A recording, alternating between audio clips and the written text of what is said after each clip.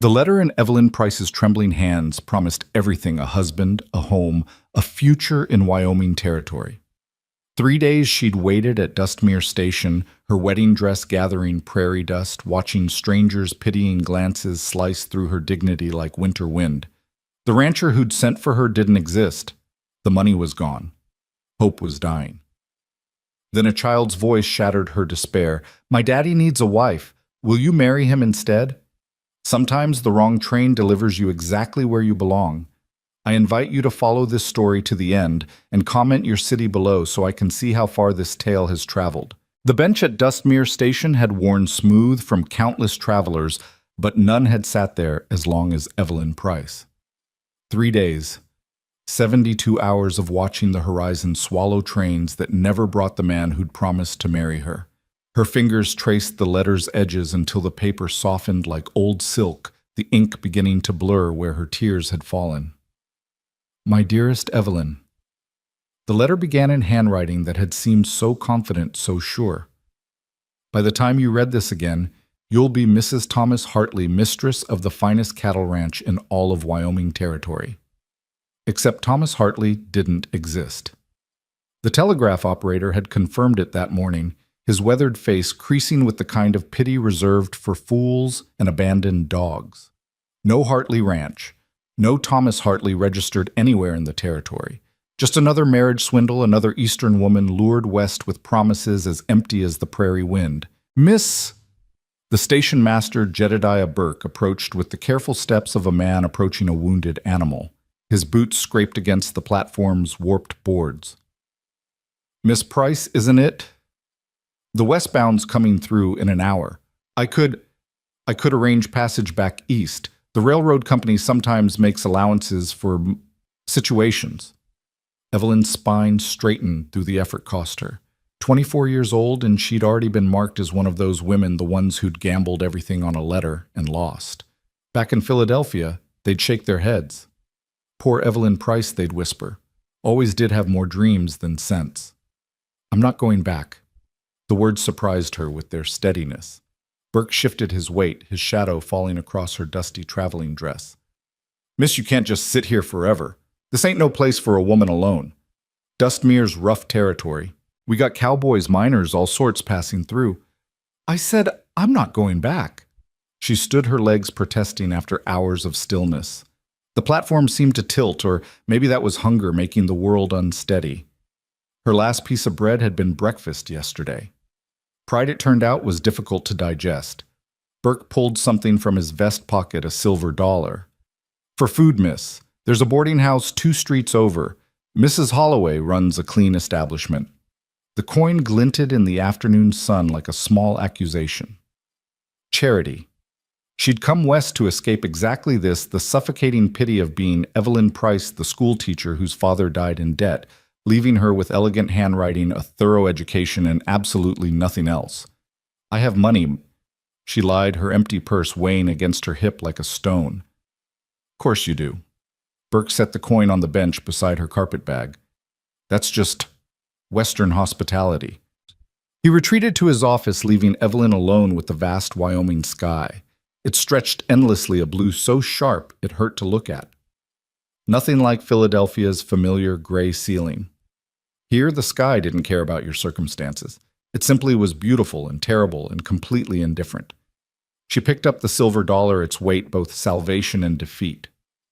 The sound of boots, small ones, made her turn.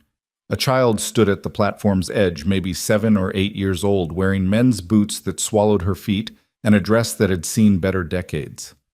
Prairie dust painted her dark hair gray, and her eyes were the color of sage honey too, knowing for such a young face. "You're the bride, ladies," the girl announced.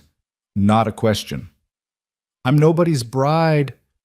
The words tasted bitter. The girl tilted her head, studying Evelyn like she was a puzzle missing pieces. "You've been sitting here 3 days. Whole town's talking about it. Mrs. Holloway says you're probably touched in the head. Mr. Giles thinks you're running from the law, but I think you're just sad. And what would you know about it?" "I know sad." The girl stepped closer, her oversized boots clomping against the boards. "My mama knew sad too before she died. She used to sit like you're sitting all straight and careful, like if you hold yourself just right, you won't break into pieces. Evelyn's throat tightened. Where's your father? Working. Always working. That's why I came to find you. The girl's small hand reached out, dirt caked under her fingernails. Will you marry my daddy instead? The question hung in the air like dust motes, absurd and desperate in equal measure. Child, you can't just people don't. Evelyn stopped, struck by the earnestness in those honey eyes. What's your name? Clara. Clara Callahan. My daddy's Samuel Callahan, and he needs a wife real bad even if he don't know it. He can't braid hair and he burns everything he cooks, and sometimes he forgets to talk for whole days. Clara's words tumbled out in a rush. But he's good. He don't drink like Mr. Watson, and he don't hit like Mr. Briggs used to hit Mrs. Briggs before she ran off. He just gets real quiet, like he's listening to something nobody else can hear. Clara, sweetheart, you can't just collect a wife for your father like picking up a stray cat. Why not? You need a husband. He needs a wife. I need a mama. Clara's logic was devastating in its simplicity. You're pretty enough even with all that dust on you, and you got all your teeth I checked when you were sleeping yesterday. You were watching me sleep. Only for a minute. Had to make sure you were suitable. Clara pulled something from her pocket, a crust of bread wrapped in a handkerchief. Here, I saved this from breakfast. Daddy won't miss it. The bread was hard as stone, probably 2 days old, but Evelyn's stomach cramped at the sight of it. She took it with shaking fingers, dignity crumbling like the crust between her teeth. See, Clara said, satisfied. You're hungry. We got food. Not fancy food, but plenty of it. Daddy shot an elk last week. Clara, Evelyn began, but the child had already grabbed her carpet bag with surprising strength. Come on, it's getting late and Daddy don't like me walking after dark. Makes him go all tight around the eyes. She started dragging the bag toward the platform steps. You can decide about marrying him after you meet him, but even if you don't want to marry him, you can stay for supper. We got elk stew. Evelyn stood at the crossroads of her life, looking between the empty train tracks leading back east and this strange child with her overlarge boots and desperate honey eyes.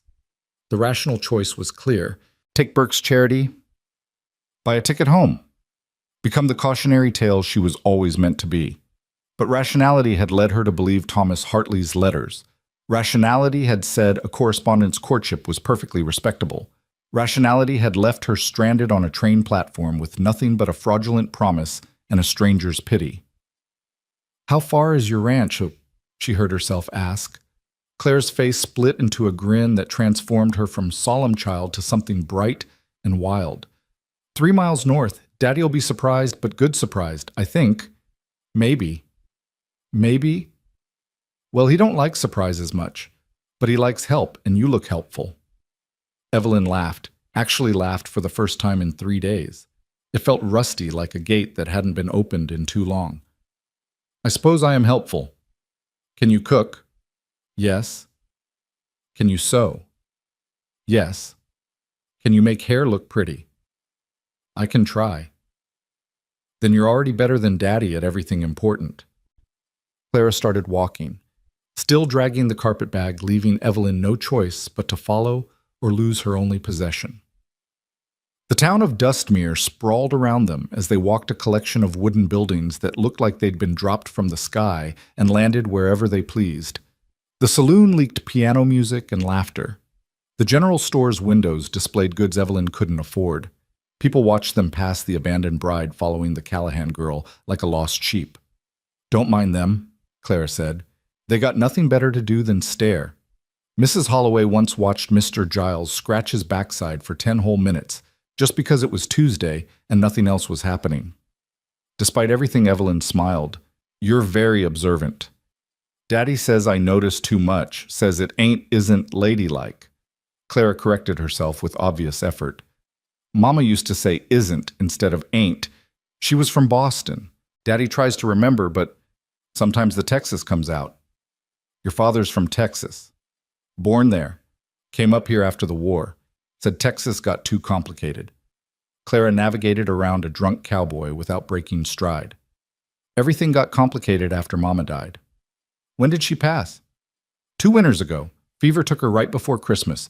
Daddy wrapped all the presents she'd hidden, but his hand shook so bad the paper tore.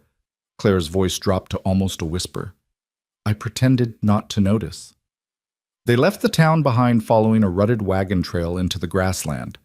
The prairie stretched endless grass rippling like water in the wind. Mountains rose in the distance, their peaks still wearing caps of snow despite the spring warmth. It was beautiful and terrifying, all that space, all that sky, making Evelyn feel small as a seed. There, Clara pointed ahead. That's home. The Callahan Ranch squatted against the landscape like it was trying not to be noticed. The main house was built solid but simple logs chinked with mud, a porch that wrapped around two sides. A barn stood off to the left, its red paint fading to the color of dried blood. Smoke drifted from the chimney, the only sign of life. Daddy's inside, Clara said, and for the first time uncertainty crept into her voice. Maybe I should tell him first, prepare him.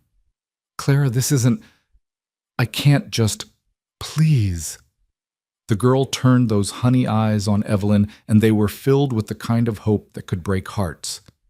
Just try, just for supper. If Daddy's too difficult, you can leave after. I'll walk you back myself, but please try. Evelyn thought about the platform bench, about the pitying looks about the letter she still carried like a wound. Then she looked at this child who'd brought her bread and dragged her carpet bag 3 miles because she needed a mother badly enough to recruit one from a train station. Just supper, she agreed. Clara's smile could have powered the entire territory. She pushed open the door, calling out, Daddy, I brought company. The house smelled of wood smoke and burnt something meat, possibly. The main room combined kitchen and living space with a large fireplace, a table that had seen better decades, and furniture that prioritized function over comfort. But it was cleaned meticulously, so everything in rigid order, like someone was afraid chaos would creep in if given the slightest opportunity. A man emerged from the back room, and Evelyn's first thought was that he looked like he'd been carved from the landscape itself.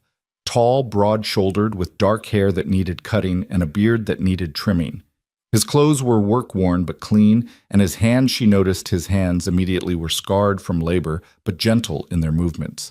But it was his eyes that stopped her breathing. Gray as winter storms, they held the kind of weariness that came from carrying too much weight for too long.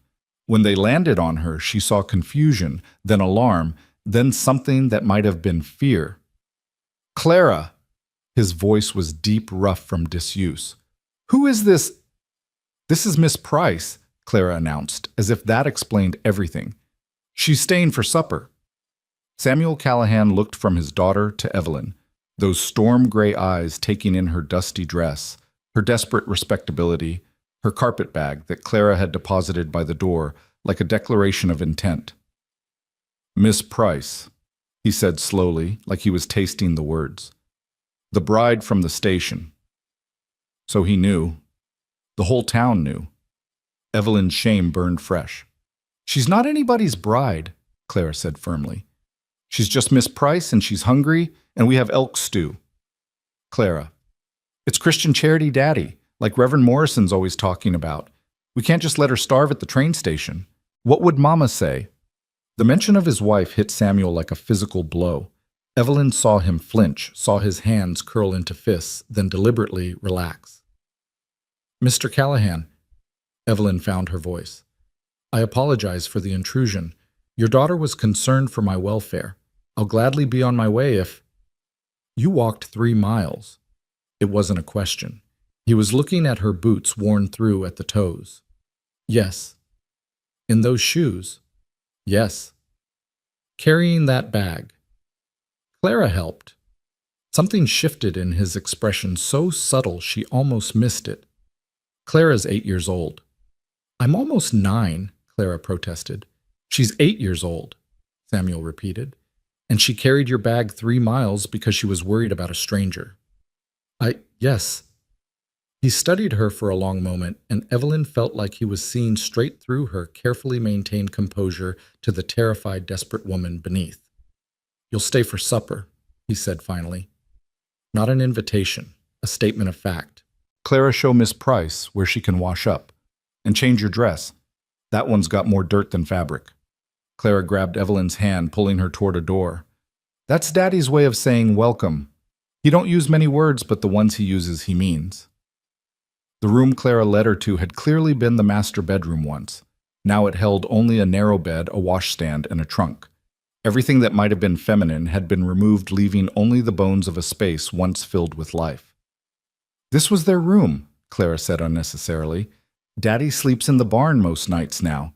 Says the house feels too full of empty. Evelyn poured water from the pitcher into the basin, surprised to find it fresh and warm. Your father seems complicated. He wasn't always. Mama used to make him laugh, real laughs, the kind that came from his belly. Now he just works and worries and forgets to eat unless I remind him. Clara perched on the bed, watching Evelyn wash the travel dust from her face and hands. That's why you should marry him. You could remind him to eat too. Clara, marriage it's not just about reminding people to eat. I know that.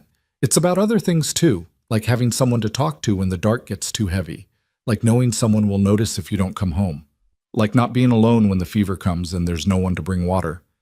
The child's words carried the weight of experience no 8-year-old should have. Was your father able to bring water when your mother had the fever? He tried. He sat with her 3 days and nights, didn't sleep, didn't eat. Told her stories about when they first met, about building this house, about all the things they do when she got better. Clara's voice went hollow. But she didn't get better. And after she died, Daddy stopped telling stories. Evelyn dried her hands, slowly choosing her words with care. Grief changes people. I know. It changed me too. I used to be afraid of the dark. Now I'm afraid of the silence. Clara stood smoothing her dirty dress. I better change before Daddy gets upset. He doesn't like disorder. She left Evelyn alone in the room that felt haunted by another woman's absence. Every missing detail told a story: the rectangular fade on the wall where a mirror once hung the empty hooks that might have held dresses, the lingering scent of lavender sachets long since removed. Evelyn opened her carpet bag, pulling out her one clean dress. It was nothing special, dark blue wool, practical and plain, but it was clean and it fit, and it didn't carry the dust of her humiliation. She changed quickly, trying not to think about how she'd imagined this moment differently. She should be changing into her wedding dress in Thomas Hartley's house, preparing to meet her husband, not washing up in a dead woman's room while her daughter tried to recruit a replacement. When she returned to the main room, Samuel was at the stove stirring something in a large pot with the concentration of a man diffusing dynamite. Clara sat at the table now, wearing a dress that was clean, but too small, the hem hitting above her ankles. It smells wonderful, Evelyn said, though in truth it smelled slightly scorched. Samuel glanced at her, and something flickered in those storm-gray eyes. The blue dress, perhaps, or just the sight of a woman in his kitchen again. It's edible, he said. Usually. Daddy's being modest, Clara said. It's definitely edible. Mostly. Despite herself, Evelyn found her lips twitching toward a smile. Can I help? No? The word came out sharp, and Samuel seemed to realize it. I mean, you're a guest. I'm a woman who knows her way around a kitchen, Mr. Callahan, and I've been sitting for 3 days. I'd welcome the activity. He stepped back from the stove like it might bite him. If you insist. She moved to the pot, assessing the situation. The stew was salvageable, just needed attention. She found salt, pepper, and surprisingly dried herbs hanging from the rafters. Thyme, she said, surprised, and sage. Mama grew them, Claire explained. Daddy keeps them even though he doesn't use them. She said they made everything taste like home, Samuel said quietly, then seemed surprised he'd spoken. Evelyn added herbs to the stew, adjusting seasoning, stirring with the confidence of someone who'd stretched too many meals when money was tight. The familiar rhythm of cooking settled her nerves, gave her hands something to do besides twist together in anxiety. You know what you're doing, Samuel observed. My mother taught me. She said a woman who can't cook is like a bird who can't fly, capable of surviving but missing something essential. Your mother sounds wise. She was. She died when I was 15. Evelyn kept stirring, not looking at him. Consumption. My father followed 2 years later. Heart gave out, the doctor said, but I think it was grief. Some people aren't meant to be alone. The kitchen fell silent except for the bubble of stew and the pop of wood in the fireplace. Clara watched the adults like they were performing a play she didn't quite understand but desperately wanted to see the ending of. "The bread's in the warming box," Samuel said finally. "If you want to slice it." They worked in careful parallel, not quite together, but not apart, navigating the kitchen like dancers who'd forgotten the steps but still heard the music. Evelyn found plates, Clara set the table. Samuel poured water from a pitcher that didn't quite shake in his hands. The stew was better than edible. It was good. The elk meat was tender. The vegetables, root vegetables that had wintered in some cellar, gave it substance, and the herbs brought warmth that had nothing to do with temperature. "This is how Mama made it," Clara said, wonder in her voice. Exactly how she made it. Samuel's spoon stopped halfway to his mouth. He set it down carefully, precisely, like it was made of glass. "I should check the horses," he said, standing abruptly. "Daddy, you already—" But he was gone, the door closing with careful control behind him. Clara's face crumpled. "I shouldn't have said that. About Mama. I always say the wrong thing." "No, sweetheart." Evelyn reached across the table, covering the girl's small hand with her own. "You said exactly the right thing. Sometimes the right things are just the hardest to hear." They finished eating in companionable silence, Clara sneaking glances at the door, waiting for her father to return. He didn't. "He goes to talk to her," Clara explained as they cleared the dishes. "In the barn. Her grave's out back, but he says the barn's where he feels her most. They built it together before I was born." So Evelyn washed while Clara dried, the domestic rhythm strangely soothing. This wasn't her house, wasn't her life, but for just this moment she could pretend. Pretend she belonged somewhere, was needed by someone, had a purpose beyond being the woman foolish enough to believe in fairy tale letters. "You should stay," Clara said suddenly. "Not forever if you don't want, but for a while, until you figure out where else to go." "Clara, we have room. That bedroom you washed in, nobody uses it, and Daddy needs help even if he won't say so. The ranch is too much for one man. He's exhausted all the time, and he won't hire hands because he says he can't afford them, but really I think he just don't want strangers around." Clara dried a plate with focused intensity. "You wouldn't be a stranger. You'd be useful." "I don't know anything about ranching." "You can learn. Mama did. She was from Boston, remember? Never seen a cow until she met Daddy. But she learned everything: how to birth calves, mend fences, break horses. Daddy taught her, and he could teach you. Your father doesn't want— My father doesn't know what he wants anymore. He's like a clock that stopped working when Mama died. Still tells time twice a day, but that's just coincidence, not function." Claire's insights were too sharp for her years. "Maybe you could wind him up again." The door opened before Evelyn could respond. Samuel stood in the doorway, backlit by the dying light, and for a moment he looked like a spirit himself caught between worlds, not quite present in either. "Storm's coming," he said. "Can smell it on the wind. Miss Price, you'll stay tonight. Can't have you walking back in weather." "I couldn't impose." "Already imposed," he said bluntly. "Might as well impose until morning when it's safe to travel." Clara made a small sound of victory that she tried to disguise as a cough. Samuel's eyes narrowed at his daughter, reading her plotting as clearly as text. "Just tonight, Clara. Miss Price has her own life to figure out." "Yes, Daddy," Clara said meekly, but her eyes danced with plans. The evening settled around them like a blanket. Samuel returned to work, ledgers spread across the table, calculating numbers that never seemed to add up right. Clara sat by the fire with a primer, practicing her letters with painful concentration. Evelyn found herself darning stockings she discovered in a basket, the kind of mindless work that let her thoughts wander. This could be her life. This quiet domesticity, this careful dance around grief, this slowly healing household. It was nothing like what she'd imagined when she'd answered Thomas Hartley's advertisement. That had promised romance, adventure, a grand love story across the frontier. This was just life. Complicated, messy, difficult life with real people who carried real pain and real needs. "Your letters are backward," Samuel told Clara, voice gentle. "Remember the B faces, right, like it's walking forward." "Walking forward to where?" Clara asked. "Wherever it needs to go." "What if it doesn't know where that is?" Samuel looked up from his ledgers, caught Clara's eyes, then his gaze drifted to Evelyn. Then it keeps walking until it figures it out. The storm hit just after full dark wind howling like wounded animals, rain hammering the roof with violent intensity. The house shuddered but held, built to withstand worse than weather. "Spring storms," Samuel said, closing his ledgers. "They're angry about something, but they never last long." "Unlike winter storms," Evelyn asked. "Winter storms aren't angry, they're just indifferent, which is worse somehow." He stood stretching muscles tired from sitting. "I'll get blankets for your room. Gets cold when the wind blows through the chinking." He disappeared into a back room, leaving Evelyn and Clara by the fire. "He's different tonight," Clara whispered.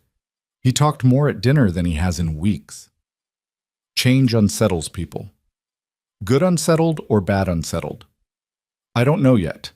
Samuel returned with an armload of quilts that smelled of cedar and thyme. "These were in the trunk," he said, not quite meeting Evelyn's eyes. "They're clean." One quilt slipped and Evelyn caught it. Her fingers recognized the pattern immediately: wedding ring design, each interlocking circle made with fabric scraps that told stories. A piece of yellow that might have been a summer dress. Blue from a work shirt. White that could have been christening clothes. "She made that," Samuel said quietly. "Sarah, my wife. She said every quilt should tell the truth about the life that made it." "What truth does this one tell?" He was quiet so long Evelyn thought he wouldn't answer. "Then, that even scraps can make something beautiful if you're patient enough to piece them together." Clara yawned elaborately. "I'm tired, Daddy. Really tired." Samuel's lips twitched, not quite a smile, but the ghost of one. "Bed, then. Both of you." He lit a lamp for Evelyn, handed it to her with hands that weren't quite steady. "Thank you," he said. "For dinner. For making it taste like home again." Before she could respond, he was gone back into the storm, probably to the barn where he could talk to ghosts without witnesses. Claire showed Evelyn to the spare room. That's what they were calling it now. Not the room where Sarah died, just the spare room. It was clean but cold, the wind finding every gap in the logs to whistle through. "There's a warming pan under the bed," Clara said. "And if you get scared, you can come to my room. Sometimes I get scared and go to Daddy's room, but he's usually not there, so I just curl up in his empty bed and pretend." "Pretend what?" "Different things. Sometimes that Mama's just in the kitchen making breakfast. Sometimes that Daddy's the way he used to be. Sometimes that I'm brave enough not to need pretending."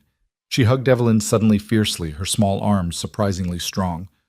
"Please stay," she whispered. "Not for marriage, or forever, or anything big. Just stay for a little while. We're so tired of being alone." Then she was gone, leaving Evelyn in a dead woman's room with a storm raging outside and a different kind of storm building inside. She sat on the narrow bed, still holding the wedding ring quilt. Every stitch represented hours of work, of care, of love transformed into something tangible. Sarah Callahan had made this while alive, vibrant, probably humming while she worked. Now it was all that remained of those hands, that heart that life cut short. Evelyn thought about her own trunk sold to pay for the journey west, about the quilts her mother had made also sold, about all the pieces of her life she'd scattered behind her like breadcrumbs, hoping they'd lead somewhere better than where she'd started. The storm raged on, and somewhere in the barn, a man was talking to his dead wife about the woman sitting in her room, wrapped in her quilt, wearing a blue dress that probably reminded him of 100 other blue dresses that would never be worn again. This wasn't the adventure Evelyn had imagined. It wasn't the romance Thomas Hartley had promised. It was harder and sadder and more real than anything she'd prepared for. But it was also warm and dry and safe. There was food and shelter and a little girl who needed someone to braid her hair. There was a man drowning in grief who'd still offered kindness to a stranger. There was work that needed doing and a place that needed filling, not replacing Sarah Callahan, that was impossible, but simply being present in the space her absence had created. The lamp flickered, casting shadows that danced on the walls. Outside, the storm began to ease, its anger spent. Tomorrow, she could leave. Take Samuel's carefully offered escape and walk back to the station, back to decisions about east or west, about what came next for a woman with no money and no prospects and no fairy tale ending waiting. Or she could stay. Not forever. Claire was right about that. But for a while. Long enough to help with spring planting. Long enough to teach Clara proper letters. long enough to see if Samuel Callahan could remember how to be more than a ghost haunting his own life, long enough to figure out if Evelyn Price was meant to be more than just a forgotten bride on a train platform. She pulled the quilt around her shoulders, its weight comforting as an embrace. In the pattern of interlocking rings, she traced the outline of one circle, complete in itself, but stronger for its connection to the others. The wind whispered through the logs, and if she listened carefully, she could almost hear it saying something that sounded like, "Welcome home." But that was just fancy, just the kind of romantic notion that had gotten her in trouble in the first place. This wasn't home. It was just shelter in a storm. Still, as she lay down in the narrow bed, still wearing her blue dress because unpacking felt too much like commitment, she allowed herself one small moment of possibility. Maybe not all promises were lies.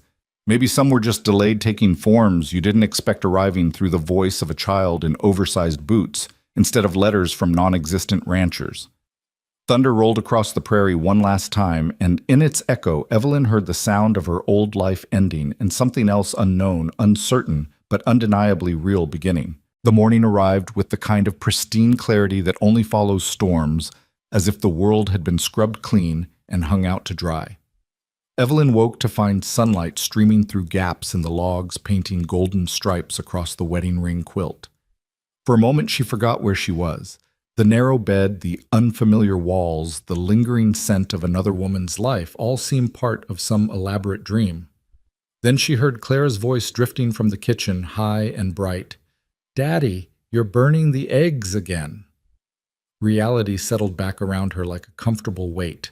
She dressed quickly in yesterday's blue dress, her only clean one now, and tried to tame her hair into something resembling respectability. The small mirror above the washstand showed a woman she barely recognized. Cheeks flushed from prairie wind eyes that had lost their city pallor, the beginning of something that might have been determination setting around her mouth. The kitchen scene that greeted her was one of controlled chaos. Samuel stood at the stove, spatula in hand, looking at a pan of eggs like they'd personally betrayed him. Clara sat at the table already dressed, but with her hair resembling a bird's nest after a particularly violent windstorm. "Good morning," Evelyn said, and both Callahans turned to her with identical expressions of relief. "Miss Price." Samuel said, his formality at odds with the dawn light softening his features. "I was attempting breakfast." "Attempting is the right word," Clara added helpfully. Without thinking, Evelyn moved to the stove, gently taking the spatula from Samuel's hand. Their fingers brushed just barely, just enough for her to feel the calluses from years of rope and leather, the warmth that radiated from skin used to working in all weather. "May I?" she asked. He stepped back immediately, almost gratefully. "Please." The eggs were indeed burned but salvageable if you scraped carefully and didn't mind a slightly smoky flavor. She worked quietly, aware of Samuel's eyes on her as she moved around his kitchen with increasing confidence. The bacon was easier to rescue, and there were biscuits in the warming box that just needed attention. "I can braid your hair after breakfast," she told Clara, who bounced in her seat with delight. Really proper braids, the kind that stay, the very kind.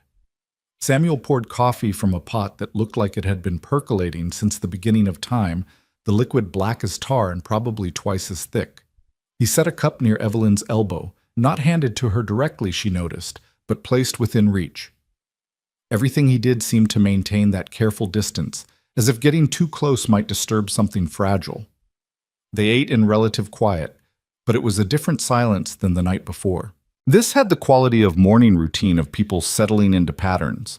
Clara chattered about the horses, about a hawk she'd seen hunting mice, about anything that crossed her quick mind.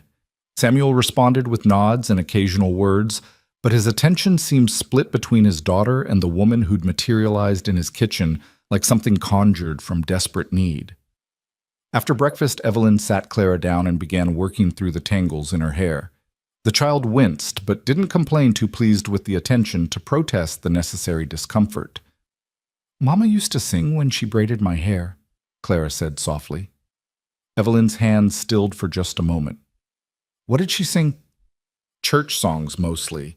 Sometimes funny ones about frogs and princes." Clara tilted her head back to look at Evelyn upside down. "Do you know any songs?" "A few."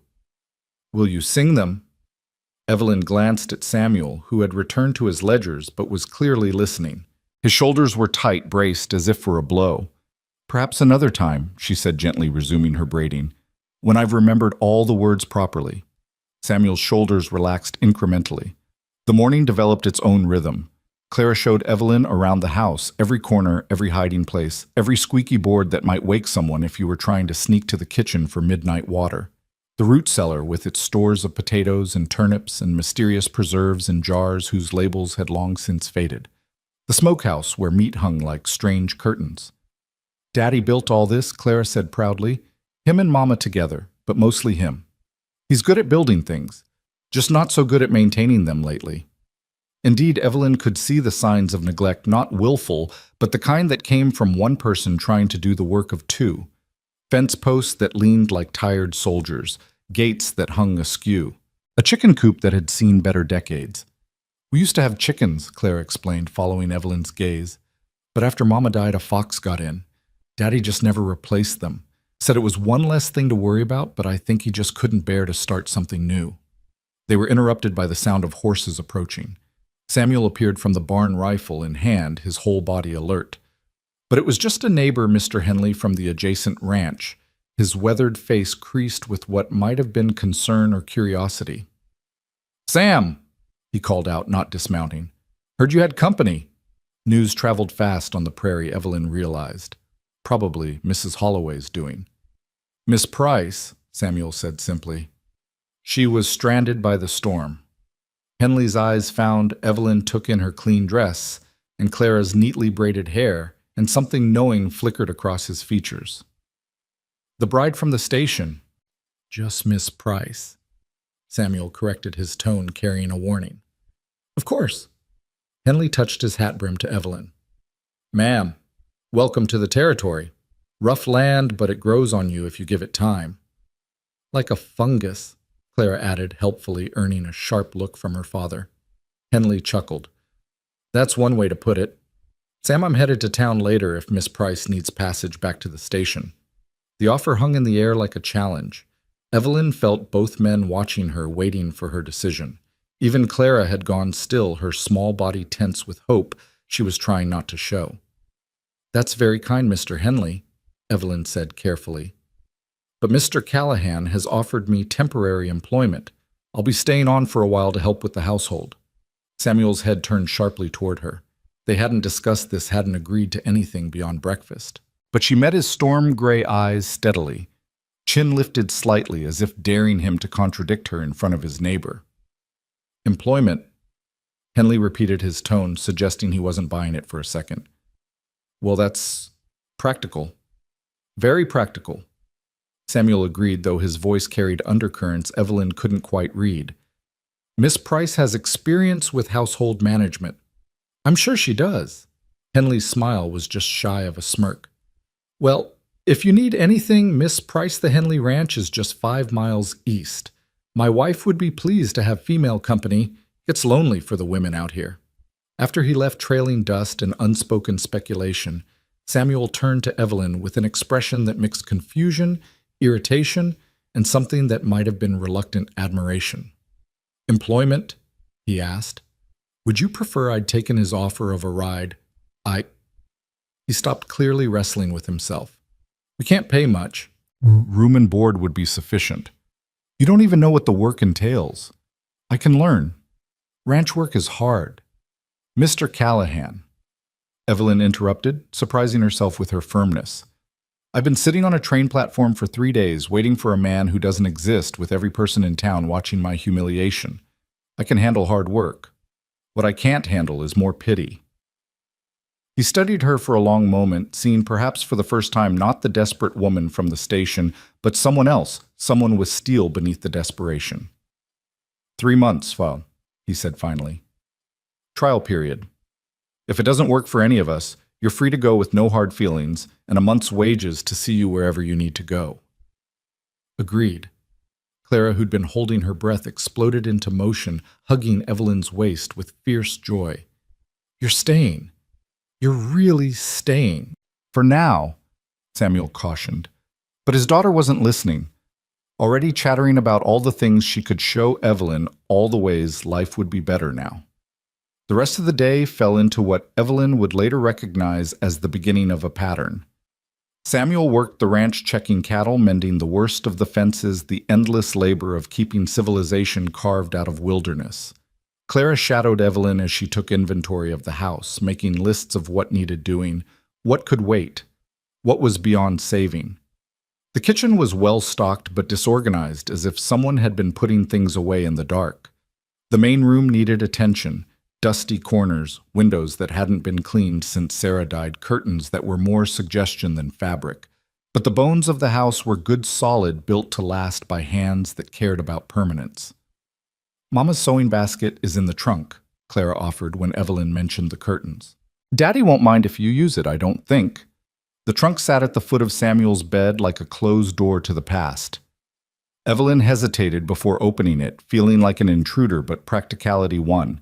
Inside Sarah Callahan's life lay folded and waiting fabric thread needles, half-finished projects that would never be completed by the hands that started them. There was also a photograph wrapped carefully in silk. A woman with Clara's honey eyes and Samuel's determined chin, wearing a dress that managed to be both practical and pretty. She was smiling at something beyond the camera's range, probably at Samuel himself directing the photographer. She looked happy. Not the forced happiness of formal portraits, but genuinely radiantly alive. That's her, Clara said from the doorway. That's Mama. She was beautiful. Daddy says I look like her, but I think he just wishes I did. Clara came closer, tracing the image with one finger. Sometimes I forget what she looked like. Then I remember all at once, usually when I'm not trying, and it hurts like falling off a horse. Grief is like that, Evelyn said, rewrapping the photograph carefully. It ambushes you when you least expect it. Does it ever stop? I don't know. I'll tell you when I find out. They took the sewing basket, but left the photograph in its silk shroud. Some things weren't ready to be disturbed. The afternoon brought unexpected challenges. A cow had gotten tangled in wire fencing and was bellowing her distress to the entire territory. Samuel was in the far pasture, and the animal's increasingly panicked thrashing threatened serious injury. We have to help her, Clara said, though she stayed well back, respecting the danger of flailing hooves. Evelyn had never dealt with cattle in her life, but she'd watched her father calm horses when he'd still had his small delivery business. The principle had to be similar. Steady voice, slow movements, no sudden surprises. Get me a blanket, she told Clara, and rope. The girl ran off, returning with both. Evelyn approached the cow slowly, talking nonsense in a low, steady voice. The animal's eyes rolled white with fear, but the continuous sound seemed to calm her slightly. I know, Evelyn murmured. This is undignified and uncomfortable, but we're going to fix it. Just hold still for me. She managed to get the blanket over the cow's head, blocking her vision. In the temporary darkness, the animal stilled. Working quickly, trying not to think about the fact that she was within range of hooves that could cave in her skull, Evelyn began untangling the wire. Her hands were bleeding by the time she finished. Wire was unforgiving, but the cow was free. The animal stood for a moment, shaking beneath the blanket. Then Evelyn pulled the fabric away and stepped back quickly. The cow looked at her with what might have been gratitude or might have been profound irritation, then ambled away with as much dignity as a recently panicked bovine could muster. You did it! Clara danced around Evelyn like a small tornado. You saved her. I just untangled some wire. Daddy! Clara shouted, spotting her father approaching on horseback. Miss Price saved Bessie. Samuel dismounted, taking in the scene, the discarded wire, Evelyn's bleeding hands, the cow now placidly grazing, as if nothing had happened. Let me see what, he said, reaching for her hands. She pulled back instinctively. They're fine. They're bleeding. His voice carried a note of command she hadn't heard before. Infection's no joke out here. Reluctantly, she let him examine the cuts. His hands were gentle, despite their size turning hers to catch the light, assessing damage with practiced eyes. Not too deep, he concluded, but they need cleaning. Come on. He led her back to the house, Clara trailing behind, providing unnecessary commentary about Evelyn's heroism. At the kitchen pump, Samuel worked the handle while Evelyn held her hands under the cold water, hissing as it hit the cuts. Hold still, so he said, producing a flask from somewhere and pouring the contents over her wounds. The whiskey burned like fire, and Evelyn bit her lip to keep from crying out. "Sorry," Samuel said, not sounding sorry at all. "But better this than fever." He wrapped her hands in clean cloth with the efficiency of someone who'd dealt with plenty of injuries. His touch remained clinical careful, but Evelyn was aware of every point of contact, every brush of calloused finger against her wrist. "Thank you," she said when he finished, "for the doctoring." "Thank you," he countered, "for saving my cow." "Our cow, sir," Clara corrected. "Family cow." Something passed across Samuel's face at the word family, but he didn't correct his daughter. Supper that night was quieter, all three of them tired from the day's unexpected adventures. Evelyn managed despite her bandaged hands, though Samuel watched her struggle with her spoon for exactly 3 minutes before standing and moving her bowl closer, cutting her meat into smaller pieces without comment. "I'm not helpless," she said. "Never said you were. But no point in making things harder than necessary." He sat back down, returning to his own meal, as if he hadn't just performed an act of casual kindness that made her throat tight. After Clara went to bed, yawning through her protests that she wasn't tired, Evelyn and Samuel sat by the fire in companionable silence. She was attempting to darn stockings one-handed, which was going about as well as expected. "You're going to make it worse," he observed.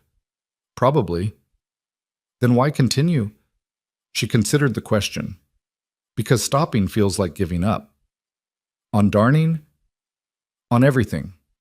He was quiet for a moment, staring into the fire. "Clara told me what you did, with the cow. It needed doing. Most people would have waited for help. The cow didn't have time to wait." "No," he agreed. "Things rarely do out here." He paused, seemed to be weighing words. "You did well today." "Is that approval I hear, Mr. Callahan?" "It's observation, Miss Price." But there was something almost like warmth in his voice, and when Evelyn glanced at him, she caught the faintest suggestion of a smile before he schooled his expression back to neutrality. "Tell me about the ranch," she said, setting aside the hopeless darning. "How does it work? What needs doing?" So he told her, his voice finding a rhythm as he described the cycles of ranch life, calving season, branding, the autumn drives to market. The constant battle against weather and predators, and the land itself that seemed determined to reclaim any ground humans thought they'd won. He spoke of water rights and grazing disputes, of the delicate balance between having enough cattle to make a profit and having too many for the land to support. Sarah understood it all, he said, then seemed surprised he'd mentioned her. She kept the books, managed the contracts. "I can work the land, but she worked the numbers." "Is that what you were struggling with in the ledgers?" "Everything's behind, taxes, payments, supply orders. I know cattle, not arithmetic." "I could help," Evelyn offered carefully. "I taught school. Numbers were part of the curriculum." He looked at her directly, then those storm gray eyes holding a mixture of hope and suspicion. "Why would you do that?" "Because I'm here. Because it needs doing. Because—" She paused, choosing honesty over easy answers. "Because I need to be useful. I need to earn my place, not just occupy it." "You don't owe us anything." "No," she agreed. "But that's not the same as not wanting to help." He stood abruptly, the conversation apparently reaching his limit for emotional complexity. "I'll get the ledgers tomorrow, show you the system, such as it is." "I'd like that." He paused at the door to his room. He was sleeping inside tonight, she noticed. "Miss Price?" "Yes." "Clara was right. About the hair. It looks proper. The braids." Then he was gone, leaving Evelyn alone with the dying fire and the strange warmth that had nothing to do with the flames. The next few days developed their own rhythm. Mornings began with Evelyn making breakfast while Samuel did the early chores. Clara would stumble out half awake, and Evelyn would braid her hair while the coffee percolated. They'd eat together, conversation minimal but comfortable, then scatter to their various tasks. Samuel taught her about the ranch in practical ways, how to spot a sick cow, how to check fence lines, why water sources needed constant monitoring. He was patient but not patronizing, correcting her mistakes without making her feel foolish. "You're not afraid of the work," he observed on the third day, watching her help him reset a fence post. Should I be? Most city women would be. I'm not most city women. No. He agreed, something unreadable in his expression. You're not. Evening, she worked through his ledgers, untangling 2 years of grief-delayed bookkeeping. The situation was worse than she'd expected, but not irretrievable. They were behind on taxes, but not in foreclosure territory. Several contracts had lapsed that could be renegotiated.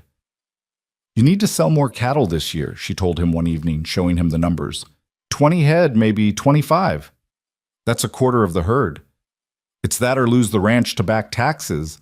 He stared at the numbers like they might change if he looked hard enough. Sarah would have caught this months ago. Sarah's not here, Evelyn said gently. But the ranch is. Clara is, and you are. That has to be enough. Is it? He asked, and she understood he wasn't really asking about the ranch. It has to be, she repeated, and this time it sounded like a promise. The breakthrough came unexpectedly through Clara's fever. It started as a sniffle progressed to a cough, and by the fourth night the child was burning up. Samuel paced the floor like a caged animal, while Evelyn bathed Clara's forehead with cool cloths, coaxing water between cracked lips. We should get the doctor, Samuel said for the 10th time. The doctor is 15 miles away and it's past midnight, Evelyn reminded him. By the time you got back, the fever will have either broken or… She stopped, not wanting to voice the alternative. Sarah's fever didn't break, he said hollowly. This isn't Sarah. Clara's young strong. She'll fight this. But privately, Evelyn was terrified. The child's skin felt like paper that had been too close to flame dry and fragile. Her breathing came in short gasps, occasionally interrupted by coughs that shook her small frame. Mama, Clara called out in delirium. Mama, it hurts. Samuel made a sound like something breaking. He started for the door, but Evelyn caught his arm. She needs you here, she said firmly, not riding off into the dark. Here. I can't watch this again. You can. You will, because she's your daughter and she needs her father. He sank into the chair beside Clara's bed, taking his daughter's small hand in his large one. Hey, little bird, he whispered. Daddy's here. Tell me a story, Clara murmured, not quite conscious but responding to his voice. About Mama. Samuel's jaw clenched, but he began to speak, his voice rough with disuse and emotion. Your mama came to Wyoming wearing the prettiest dress I'd ever seen. Completely impractical, all lace and ribbons, and about as useful as a screen door in a blizzard. But she wore it like armor, like it could protect her from everything the territory might throw at her. Evelyn continued her ministrations, but she listened, hearing in his words a love story she hadn't expected. First thing she said to me was, "You're not what I expected." And I said, "Neither are you." Because I'd been expecting someone delicate, someone who'd need protecting. But your mama, she looked at this land that scares most people and she said, I can work with this. Through the night, he told stories. How Sarah had learned to shoot hitting a can on her first try through sheer determination. How she'd delivered a calf in a snowstorm wearing her wedding dress because there hadn't been time to change. How she'd stood up to a group of cowboys who'd been harassing a native family, fierce as any warrior. She saved me, he said, his voice dropping to barely a whisper. I was just existing before she came, going through motions working the land because I didn't know what else to do. But she made everything mean something, even the hard days, especially the hard days. Near dawn, Clara's fever broke. Her breathing eased and natural sleep replaced the restless unconsciousness. Samuel slumped in his chair, exhausted, still holding his daughter's hand. You saved her, he said to Evelyn. We saved her, she corrected. Your stories called her back as much as my cold cloths. I haven't talked about Sarah since… He stopped, swallowed hard. It hurt too much. I know. Do you know what it's like to lose the person who makes you make sense? Evelyn thought about Thomas Hartley's letters, about the future she'd imagined, about sitting on that platform, realizing everything she'd believed was a lie. It wasn't the same losing something real versus losing something imagined, but the grief had its own validity. I know what it's like to lose the person you thought would make you make sense, she said carefully. It's not the same, but it's not nothing either. Samuel looked at her, then really looked at her as if seeing her for the first time, not as the desperate woman from the station or the help he'd reluctantly accepted, but as a person with her own losses, her own grief. "I'm sorry," he said, "about your Thomas Hartley. He wasn't mine. That was the problem. Still, to hope for something and have it not exist, that's its own kind of death." Clara stirred, mumbling something about pancakes. Both adults smiled. If she was dreaming of food, she was going to be fine. "Thank you," Samuel said suddenly, "for staying, for fighting for her when I was too scared to." "You weren't scared. You were terrified. There's a difference." "What difference?" "Scared people run. Terrified people sometimes freeze, but they don't leave." "Didn't leave." The sun broke through the window, painting the room gold. Clara's breathing was easy now, normal. The crisis had passed. Samuel stood, stretching muscles cramped from hours in the chair. "I should check the animals. I'll make breakfast. Evelyn." He stopped, her name hanging between them. It was the first time he'd used it, and they both noticed. "Yes." "Nothing. Just nothing." But his hand brushed her shoulder as he passed, the lightest touch, barely there, and then gone. But Evelyn felt it like a brand marking some shift in what they were to each other. Clara woke properly around noon, demanding food and complaining that her hair was a mess. The relief in the house was palpable, like the air after a storm when you realize the roof held and the windows didn't break. "You stayed," Clara said to Evelyn wonderingly. "When I was sick, you stayed." "Of course I stayed. But you're not my mama." "No," Evelyn agreed carefully, working through the tangles in Clara's hair. "But I'm here." "That's almost as good," Clara decided. "Maybe better because you chose to be here. Mamas have to love you. It's a rule. But you don't have to do anything, and you stayed anyway." That evening, Samuel brought something to the dinner table besides food, a small wooden box worn smooth from handling. "I've been thinking," he said, not quite meeting anyone's eyes, "about what's fair, about what's right." He opened the box, revealing a simple gold ring. Not ornate, not expensive, but solid and real. "This was my mother's, he said. Not for what you might think, but as collateral. You're working here helping us, and I've got no cash to pay proper wages. But this has value. You could sell it if you need to leave, start over somewhere. It's yours to keep whatever happens." Evelyn stared at the ring, understanding what it cost him to offer it. This was trust, or the beginning of trust. This was acknowledgement that she'd earned her place here through more than pity or convenience. "I can't accept this," she said. "You can, and you will." His voice was firm. Sarah would have wanted— He paused, took a breath. "Sarah would have wanted whoever helped Clara to have security. This is what I can offer." Evelyn picked up the ring, feeling its weight.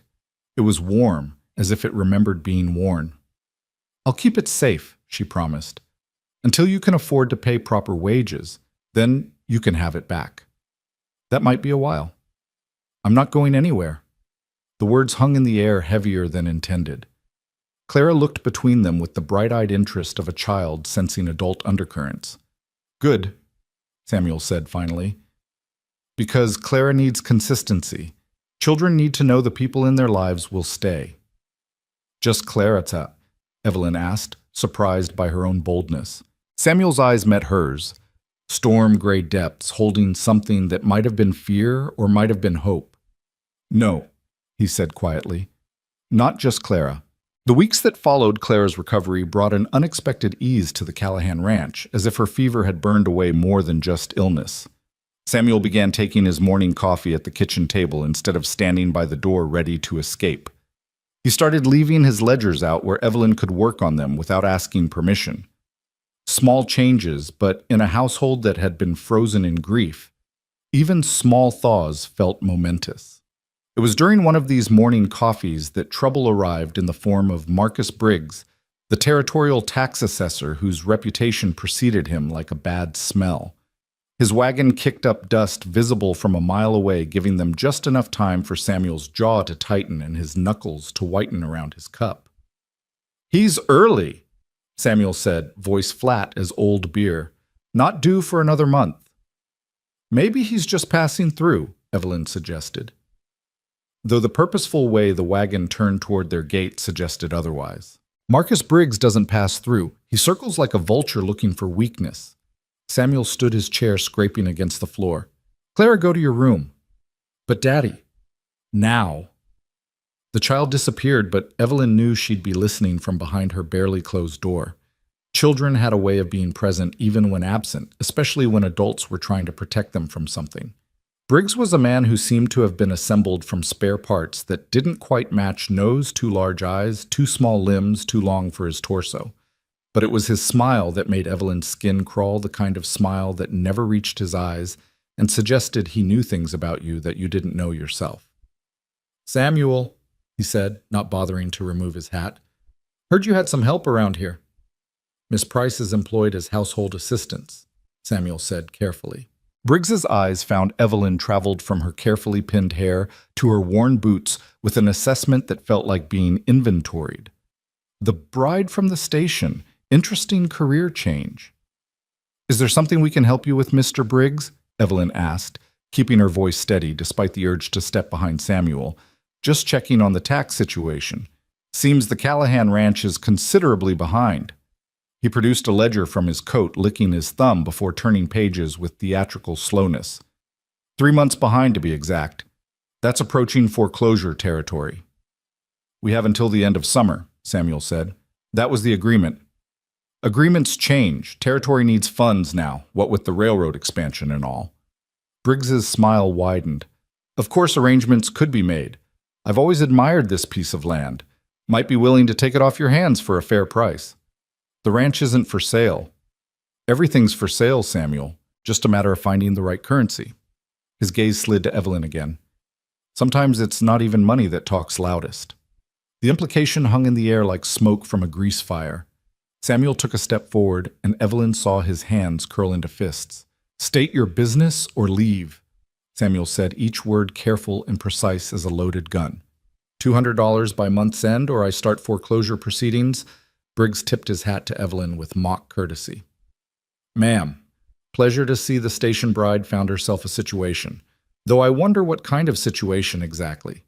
He was in his wagon and gone before Samuel could respond, leaving dust and implications swirling in his wake. $200, Samuel said to the empty air where Briggs had been. Might as well ask for the moon. We'll find it, Evelyn said, though she'd seen the books and knew how impossible that amount was. Samuel turned to her, something raw in his expression. This isn't your debt to carry. No, but it's my home now, too. The words slipped out before she could catch them. Samuel went very still. Is it? Before Evelyn could answer, Clara burst from her room. I have $17 saved. From birthday money and finding Mr. Henley's lost calf and... You were listening, Samuel said, but there was no heat in it. Everyone was listening. Mr. Briggs has a voice like a rusty gate. Clara thrust a small cloth bag at her father. It's not much, but it's a start. Samuel knelt, bringing himself to his daughter's eye level. Clarabird, I can't take your savings. It's not taking if I'm giving. She crossed her arms stubborn as only an 8-year-old could be. This is our ranch. All of us. We protect what's ours. That night, after Clara had gone to bed clutching her depleted money bag like a security blanket, Samuel had taken only $5 just to make her feel included. Evelyn spread the ledgers across the kitchen table like battle plans. 20 head of cattle at current prices would bring maybe $150 tip, she calculated. We need another $50 minimum. The horses, Samuel said reluctantly. That bay mare would bring good money. The mare Clara's been training, the one she talks to every morning, like it understands her. Horses don't care who owns them as long as they're fed. But Clara cares. Samuel rubbed his face, exhaustion carved into every line. Then what do you suggest, because I'm out of ideas that don't involve losing something we love? Evelyn studied the numbers again, then looked up at the rafters where Sarah's herbs still hung dry and fragrant. An idea began forming, wild and possibly foolish, but no more foolish than believing in letters from a non-existent rancher. What if we don't sell what we have, she said slowly. What if we add value to it instead? Speak plain.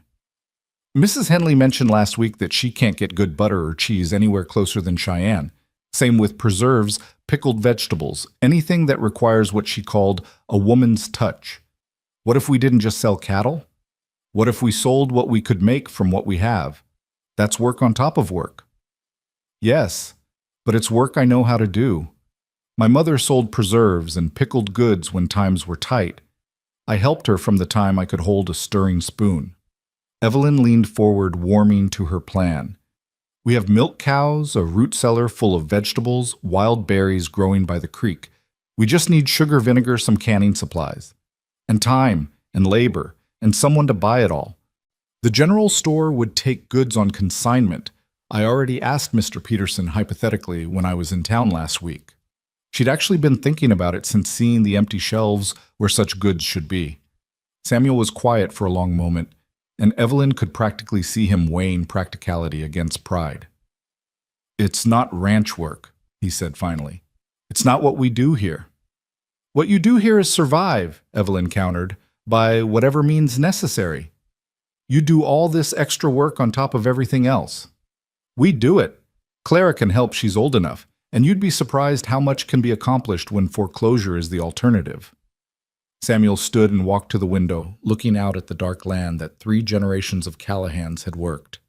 My grandfather would roll in his grave knowing I'd reduced the ranch to selling preserves like some homesteader's wife. Your grandfather isn't here, and I'd bet he'd rather see you keep the land through preserves than lose it through pride. When Samuel turned back, there was something different in his expression. Not quite hope, but the possibility of it. What would you need? They stayed up past midnight making lists, calculating cost, planning logistics. Samuel knew a supplier who might extend credit for canning supplies. Evelyn sketched out production schedules working around ranch duties and Clara's schooling. It was ambitious, bordering on impossible, but it was something, and something was better than the nothing they'd had before. The next morning brought unexpected allies. Word of Briggs's visit had traveled Prairie Telegraph, being faster than Western Union, and neighbors began arriving with small offerings and large indignation. Mr. Henley brought sugar, claiming his wife had ordered too much. The widow Patterson contributed a box of canning jars she couldn't possibly use all of. Even gruff old Pete from the furthest homestead brought vinegar, muttering about taxation being theft and Briggs being a parasite. We take care of our own, Mrs. Henley said firmly, helping Evelyn sort supplies in the kitchen, while Clara labeled jars with her careful handwriting. And you're one of us now, whether you arrived conventional or not. The work was brutal. Evelyn's days began before dawn making breakfast, then immediately starting on whatever preserving project was most urgent. Strawberry jam from the wild berries Clara gathered, pickled vegetables from the garden they'd frantically expanded, butter churned until her arms ached, then molded into pretty pats that Mrs. Henley swore city folks would pay extra for. Samuel helped when he could, though ranch work didn't pause for side ventures. He'd find her in the kitchen at midnight, still stirring a pot of preserves, and wordlessly take over so she could rest. Or she'd discover he'd already milked the cows at dawn, leaving the cream for her butter making. They developed a rhythm of cooperation that didn't require words, just understanding. Clara proved invaluable, her small fingers perfect for detailed work like tying cloth covers on jars with ribbon. She also had an unexpected talent for sales, charming customers at the general store with earnest descriptions of how the preserves were made, with love and desperation in equal measure, which she seemed to think was a selling point. 2 weeks into their venture, they'd made $37. It seemed both like a fortune and nowhere near enough. At this rate, we'll have the money by winter, Samuel said, discouraged. Then we increased the rate. Evelyn was stirring a pot of apple butter, her hair escaping from its pins, sweat beading on her forehead despite the early morning coolness. The church social is this weekend. If we can sell directly to people there. I don't go to church socials. You do now. He looked at her, this woman who'd arrived with nothing and was now ordering him around his own kitchen, and surprised them both by almost smiling. Yes, ma'am. The church social was held on the grounds of Dustmere's only church, a white clapboard building that looked like it had been dropped from heaven and landed slightly crooked. The entire town turned out partly for worship, but mostly for gossip and food. Evelyn had insisted they all dress in their best Samuel, in a shirt she'd pressed until it could stand on its own.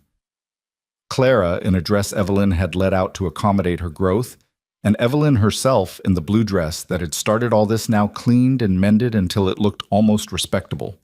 They set up their table under Mrs. Henley's enthusiastic direction jars of preserves catching the sunlight like jeweled offerings. Clara had made a sign, "Callahan Ranch Goods Made with Care." At first people just looked, some with curiosity, others with the kind of pity Evelyn had learned to recognize and ignore. But then Reverend Morrison's wife bought a jar of strawberry jam, declaring loudly that it was the best she'd ever tasted. That broke the dam. Soon there was a crowd, and Evelyn was making change as fast as her fingers could move. "Is it true you're the bride from the station?" one woman asked, not unkindly, but with obvious curiosity. "I was," Evelyn said simply. "Now I'm the woman who makes the best apple butter in the territory." "Bold claim," the woman said, but she bought 2 jars. Samuel stood slightly apart, uncomfortable with the social aspect, but protective of their small enterprise. When Marcus Briggs appeared moving through the crowd like oil through water, Samuel stepped closer to the table. "Quite the little business," Briggs said, picking up a jar and examining it like he was looking for flaws. "Though I wonder if you've paid the proper licensing fees for commercial sales." "We're selling farm goods at a church social," Evelyn said before Samuel could respond. "Last I checked, that didn't require territorial approval." "Everything requires approval, Miss Price. Or is it Mrs. Callahan now?" Hard to keep track of these informal arrangements. The crowd around their table had gone quiet, that particular prairie silence that preceded either storms or violence. "The arrangement," Samuel said, his voice carrying despite its quiet tone, "is that Miss Price is employed at the ranch. The fact that she's generous enough to help with additional ventures to pay taxes that weren't due for months yet is testament to her character, though I doubt you'd recognize character if it bit you." Briggs's face flushed red. 2 weeks, Callahan. Have my money or lose the ranch." "We'll have it," Clara piped up, startling everyone. "Every penny you overinflated tax leech." The silence that followed was deafening. Then old Pete started laughing, a rusty sound like a gate that hadn't been opened in years. Others joined in, and suddenly Briggs was surrounded by laughter, not cruel but dismissive, which was somehow worse. He left without another word, and the crowd returned to buying preserves with renewed enthusiasm, as if purchasing jam was an act of rebellion against territorial overreach. By the end of the social, they'd made $42.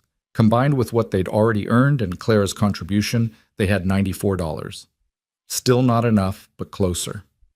That night, as they counted money at the kitchen table, Clara asleep with her head on her arms, Samuel looked at Evelyn with something approaching wonder. "You did this," he said. "We did this." "No." He shook his head. "I'd have given up, sold, what I could probably lost the ranch eventually anyway. You saw a different way." "I saw what was already here, just waiting to be used." She gestured around the kitchen at the empty jars waiting to be filled, the cloth covers Clara had cut, the evidence of their shared labor. "This was all Sarah's foundation. I just built on it." Samuel's jaw tightened at his wife's name, but not with the old pain. This was something else, something that looked like acceptance. "She would have liked you," he said quietly. "Sarah, she would have liked your spine." "My spine?" "The way you stand up to things. Briggs that cow the work. Even me." He paused, seeming to wrestle with words. "Especially me." Before Evelyn could respond, Clara stirred, mumbling something about needing more labels. Samuel scooped her up with the easy strength of long practice. "I'll put her to bed," he said, but paused at the doorway. "Evelyn." "Yes." "Thank you for seeing what could be instead of what was." The next week brought a development no one had anticipated. A letter arrived for Evelyn, forwarded from the station, thick with the kind of paper that suggested money and importance. The return address was Philadelphia, from a law firm she didn't recognize. She opened it with trembling fingers, aware of Samuel watching from across the room, where he was pretending to fix a harness that didn't need fixing. "It's from my great-aunt's estate," she said, reading in disbelief. "Aunt Millicent. I barely knew her. She and my father had some falling out before I was born, but she's died and left me $200. The exact amount they needed. The coincidence felt like either divine intervention or cosmic mockery. "That's wonderful," Samuel said carefully. You can go back east now. Start over properly. Evelyn looked up from the letter to find him turned away, his shoulders rigid with tension. Is that what you think I want to leave? It's what you should want. This, he gestured around the kitchen at the preserving supplies, the evidence of their hard work. This isn't a life, it's just survival. And what's wrong with survival if you're surviving with people who matter? Clara appeared in the doorway, drawn by the sound of raised voices. Are you leaving? She asked Evelyn, her voice small and scared. No, Evelyn said firmly, then looked at Samuel. Unless I'm being asked to. The silence stretched like taffy, sweet and difficult to navigate. Finally, Samuel turned around and his eyes held something that might have been fear, or might have been hope, or might have been both tangled together like fishing line. I'm not asking you to leave, he said. I'm saying you should. There's a difference. The difference being, one's about what makes sense, the other's about what I want. And what do you want? Clara looked between them like she was watching a tennis match played with words instead of balls. Samuel seemed to crumble and solidify at the same time like a wall that falls only to reveal stronger stone beneath. I want you to stay. God help me, I want you to stay. But not because you've got nowhere else to go. Not because we need your money or your help or your preserves. I want you to stay because... He stopped, words failing him like they always did when it mattered most. Because why? Evelyn pressed, stepping closer. Because this place makes sense when you're here, he said in a rush. Because Clara smiles again. Because I don't feel like I'm drowning every minute of every day. Because you see this life as something more than just endurance, and when you're here, I start to see it that way too. Evelyn felt her heart doing something complicated in her chest, like it was trying to remember a dance it had never quite learned. I have a proposal, she said, her voice steadier than her hands. A business proposal. Samuel's expression shuddered slightly. Business. We use the money to pay Briggs all of it. That saves the ranch. In exchange, I become a full partner, not an employee, not a guest. A partner. In the ranch and the preserves business, in, she paused, meeting his eyes, in whatever this is becoming. Partners. Samuel repeated, testing the word. Equal partners. My name on the deed alongside yours. That's not how things are done. Nothing about how I arrived here was how things are done. Why start being conventional now? Clara, who'd been uncharacteristically quiet, suddenly burst out, Say yes, Daddy. Say yes before she changes her mind and we lose everything. Samuel looked at his daughter, then at Evelyn, who stood there in her flour-dusted apron with her hair coming undone and her chin raised like she was ready to fight the world. His wife had been nothing like this woman. Sarah had been gentle, soft-spoken, a spring rain to Evelyn's summer storm. But maybe that's what they needed now, someone who could stand up to the drought that grief had brought. Partners? He agreed, extending his hand. Evelyn shook it. Her hand small but firm in his, and if they held on a moment longer than business required, only Clara noticed, and she was too busy dancing around the kitchen to comment.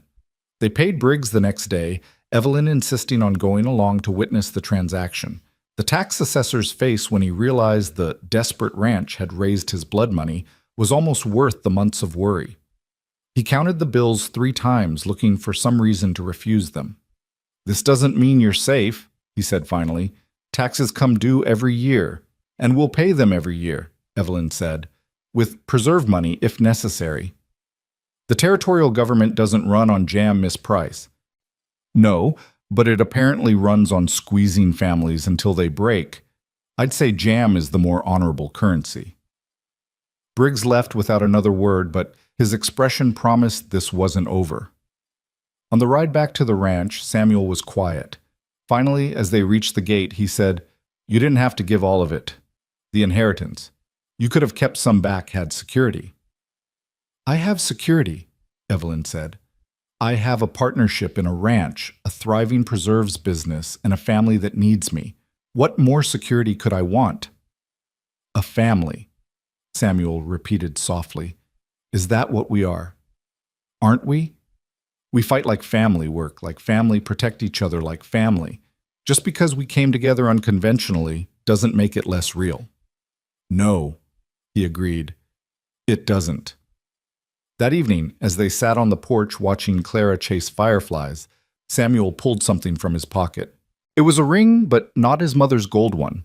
This was carved from wood smooth and simple. I made this, he said, not quite looking at her. It's not much, but I thought, if we're partners, there should be something to mark it. Evelyn took the ring, feeling the careful workmanship, the hours that must have gone into making something so smooth from something so rough. It's perfect, she said, and meant it. She slipped it onto her right hand, not her wedding finger, not yet, but a finger that meant business and partnership and possibility. Samuel watched her, and something in his expression eased like a knot that had been tied too long, finally loosening. "Miss Evelyn," Clara called, running over with a jar full of fireflies. "Look, I caught falling stars. Those are fireflies, sweetheart." "I know, but if you squint, they look like stars that got tired of being so high up and came down to dance." She thrust the jar at Evelyn. "Make a wish."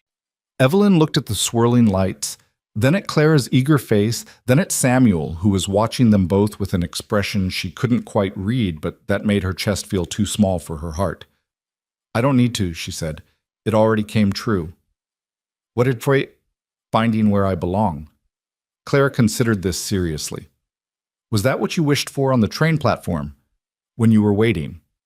Evelyn thought about those 3 days sitting on that bench, watching her dreams dissolve like sugar in rain. "No," she said honestly. "I wished for something completely different, but sometimes the best gifts are the ones you didn't know to ask for." Samuel stood his hand, finding Evelyn's shoulder, a brief touch, but weighted with meaning. "It's getting late. Clara needs to wash up for bed." "I'm not tired," Clara protested, even as she yawned. "Fireflies are," Evelyn said. "We should let them go so they can sleep." They released the fireflies together, watching them disperse into the darkness. Little points of light spreading across the prairie like hope made visible. And for the first time since arriving in Wyoming, Evelyn didn't think about the train that might take her away. She thought about the dawn that would bring another day here in this place that was becoming home, one preserved jar, one shared meal, one wooden ring at a time. The summer heat had settled over Wyoming like a wool blanket, heavy and inescapable. 3 months had passed since Evelyn paid off Briggs, and the ranch had found its rhythm, a careful dance of survival, and something that might have been contentment. But contentment, Evelyn had learned, was fragile as morning frost in July. She discovered the letters by accident, looking for Sarah's recipe box that Clara swore contained the secret to perfect pie crust. The box was in the cellar tucked behind preserving jars, but when Evelyn pulled it free, a bundle of papers fell with it. Letters tied with a faded blue ribbon addressed in Samuel's careful hand to "My dearest Sarah." She shouldn't have read them. She knew that even as her fingers untied the ribbon, even as her eyes found the first words. But grief makes archaeologists of us all searching for clues about how others survived what seems unsurvivable. "I write to you at night." The first letter began dated just weeks after Sarah's death. "The house is so quiet, I can hear my own heartbeat, and it sounds wrong like a clock ticking in an empty room. Clara asked today why you won't wake up. I told her you were sleeping with the angels. She said angels should learn to share. I had no answer for that." Evelyn sat on the cellar floor surrounded by jars of preserves she'd made, reading a dead woman's love letters from the husband who still mourned her. Each letter was a conversation with silence updates about Clara, about the ranch, about the 1,000 small ways life continued despite everything. "Clara learned to braid her own hair today," one read. "It's crooked and loose, but she was so proud. I didn't have the heart to fix it. You would have known how to make it right without making her feel wrong. I never learned that balance." The last letter was dated just a week before Evelyn arrived. "I'm forgetting your voice," Samuel had written. "Yesterday I tried to remember how you laughed, and I couldn't. It's like you're dying again, piece by piece, memory by memory. I'm so angry at you for leaving, and even angrier at myself for being angry. Clara needs more than this ghost I've become. I pray for strength, but all I get is another sunrise I didn't ask for. You weren't supposed to find those." Evelyn looked up to find Samuel on the cellar stairs, his expression unreadable in the dim light. "I was looking for the recipe box, she said, her voice barely a whisper. "They're private." "I know. I'm sorry. I shouldn't have read them aloud." She blinked. "What?" He came down the stairs, each step deliberate. "I write them, but I never read them back. Maybe hearing them in someone else's voice will make them real. Make her real again just for a moment. So Evelyn read her voice steady, even as her heart broke for this man who loved so deeply he had to write letters to nowhere. Samuel sat on an overturned bucket, his head in his hands, shoulders shaking silently as she gave voice to his grief. When she finished, the cellar was quiet except for their breathing. "She wouldn't have liked you," Samuel said suddenly. The word stung more than Evelyn expected. "Oh, not at first. Sarah was jealous as a cat when it came to other women, would have seen you as a threat." He looked up, his eyes red-rimmed but clear. "But after a while she would have loved you, would have recognized what I'm only just starting to see, which is that you're not here to replace her. You're here to continue what she started. Different melody, same song." Before Evelyn could respond, Clara's voice rang out from above. "Daddy, Miss Evelyn Ryder's coming." They climbed from the cellar to find not Briggs, but something potentially worse. Thomas Hartley. The real Thomas Hartley, very much alive and sitting on an expensive horse, looking exactly like his letters had described. Evelyn's blood turned to ice water. She recognized him from the photograph he'd sent, though he was older, softer, his confident smile now edged with something sharp. "Miss Price," he said, tipping his hat. "Imagine my surprise when I heard my intended bride had taken up residence at the Callahan Ranch." "Your intended bride never existed," Evelyn said, finding her voice. "You wrote to 6 women, Mr. Hartley. I compared letters with 2 of them at the station. Same promises, same lies, different names." His smile didn't waver. "Business correspondence sometimes requires flexibility, but I'm here now ready to honor our agreement." "What agreement?" Samuel stepped forward, positioning himself slightly in front of Evelyn. "The marriage agreement, of course. Miss Price traveled here to marry me. I was delayed by business, but I'm prepared to fulfill my obligations now."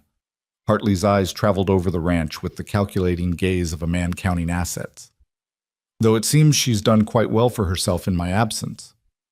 "She's not going anywhere with you," Samuel said, his voice low and dangerous. "That's not your decision, Mr. Callahan. Miss Price and I have a contract." "A contract based on lies," Evelyn said. "You don't even have a ranch."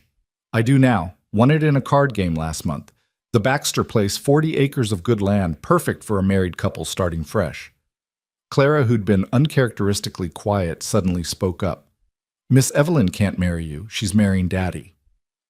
The silence that followed was deafening. Evelyn felt her face flame. Samuel went rigid, and Hartley's smile widened like a snake unhinging its jaw.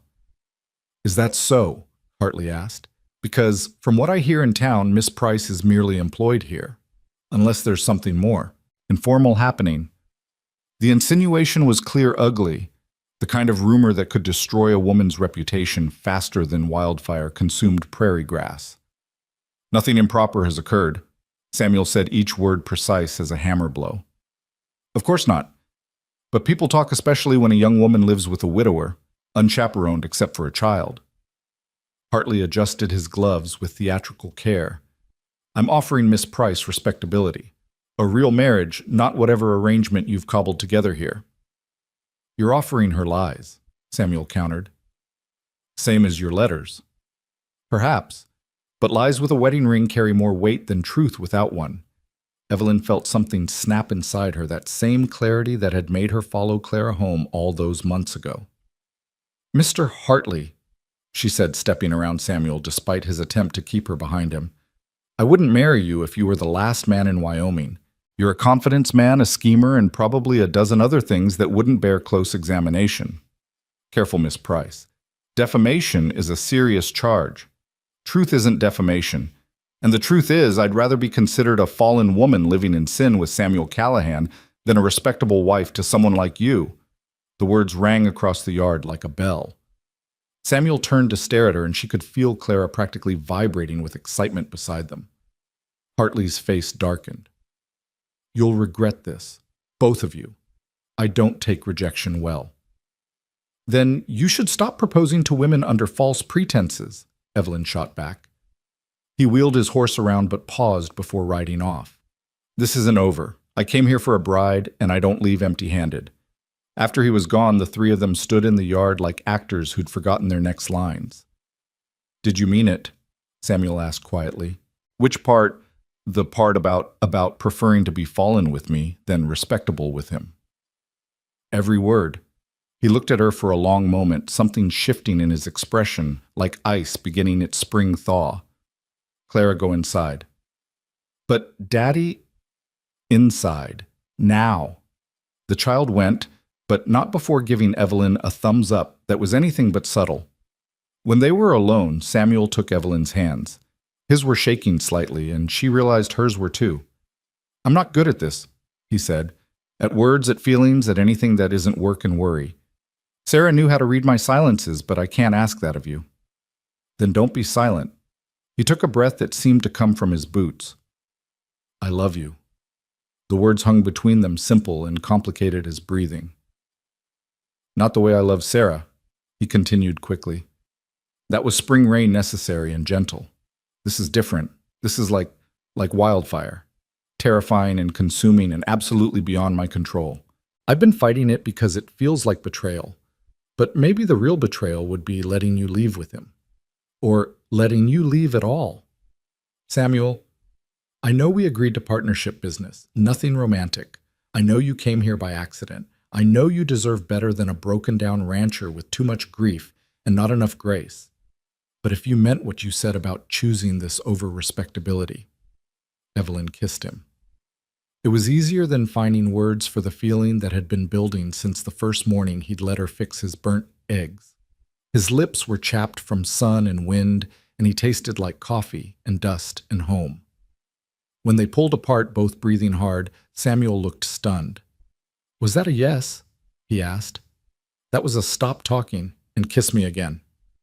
He did, pulling her closer, and for a moment the heat wasn't oppressive but necessary, burning away the last of their careful distance. "Daddy? Miss Evelyn, are you done yet?" Clara called from the window. "Because Mr. Henley's coming and you should probably stop doing whatever you're doing."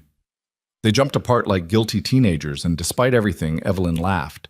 Samuel's mouth quirked in what was almost a smile, and he kept one hand on her waist as Henley's wagon approached. But Henley wasn't alone. Half the town seemed to be with him, Mrs. Holloway, the Pattersons, even Reverend Morrison. They pulled into the yard like a convoy of concern.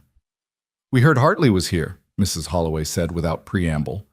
"That confidence man who's been promising marriage to half the desperate women in 3 territories. "He was," Samuel confirmed. "He's gone." "Not far," old Pete said, spitting tobacco juice. "He's at the saloon telling anyone who'll listen that Samuel Callahan stole his bride, making implications about Miss Price's virtue that don't bear repeating." Evelyn felt Samuel tense beside her, his hand moving reflexively toward where his gun would be if he were wearing it. "Don't," she said quietly. "That's what he wants. Violence would prove his point." "Then what do you suggest?" Samuel's voice was tight with controlled fury. Reverend Morrison cleared his throat. "Perhaps a more civilized solution. A public declaration of your intentions might silence the gossips." "What intentions?" Samuel asked, though his hand found Evelyn's.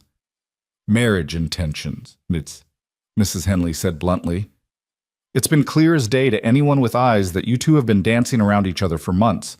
Make it official, and Hartley's got no ground to stand on." "We can't marry to spite Thomas Hartley," Evelyn protested. "No," Reverend Morrison agreed. "But you could marry because you love each other and let spiting Hartley be a pleasant side effect." Clara, who'd snuck outside despite orders, tugged on Samuel's shirt. "Daddy, you love Miss Evelyn, right?" Samuel looked down at his daughter, then at Evelyn, then at the assembled neighbors who'd come to defend their reputation. "Yes, he said simply. "I do. And Miss Evelyn, you love my daddy." Evelyn thought about the letters in the cellar about Sarah, who'd loved this man enough to build a life with him in the middle of nowhere, about Thomas Hartley and his false promises, about 3 days on a train platform waiting for something that didn't exist, and about finding something real in the last place she'd expected. "Yes," she said, "I do." "Then what are we waiting for?" Clara demanded. What indeed Evelyn thought. Convention proper mourning periods. The approval of strangers. None of that had brought her here. A child in oversized boots had brought her here, and maybe that was exactly the kind of logic this situation required.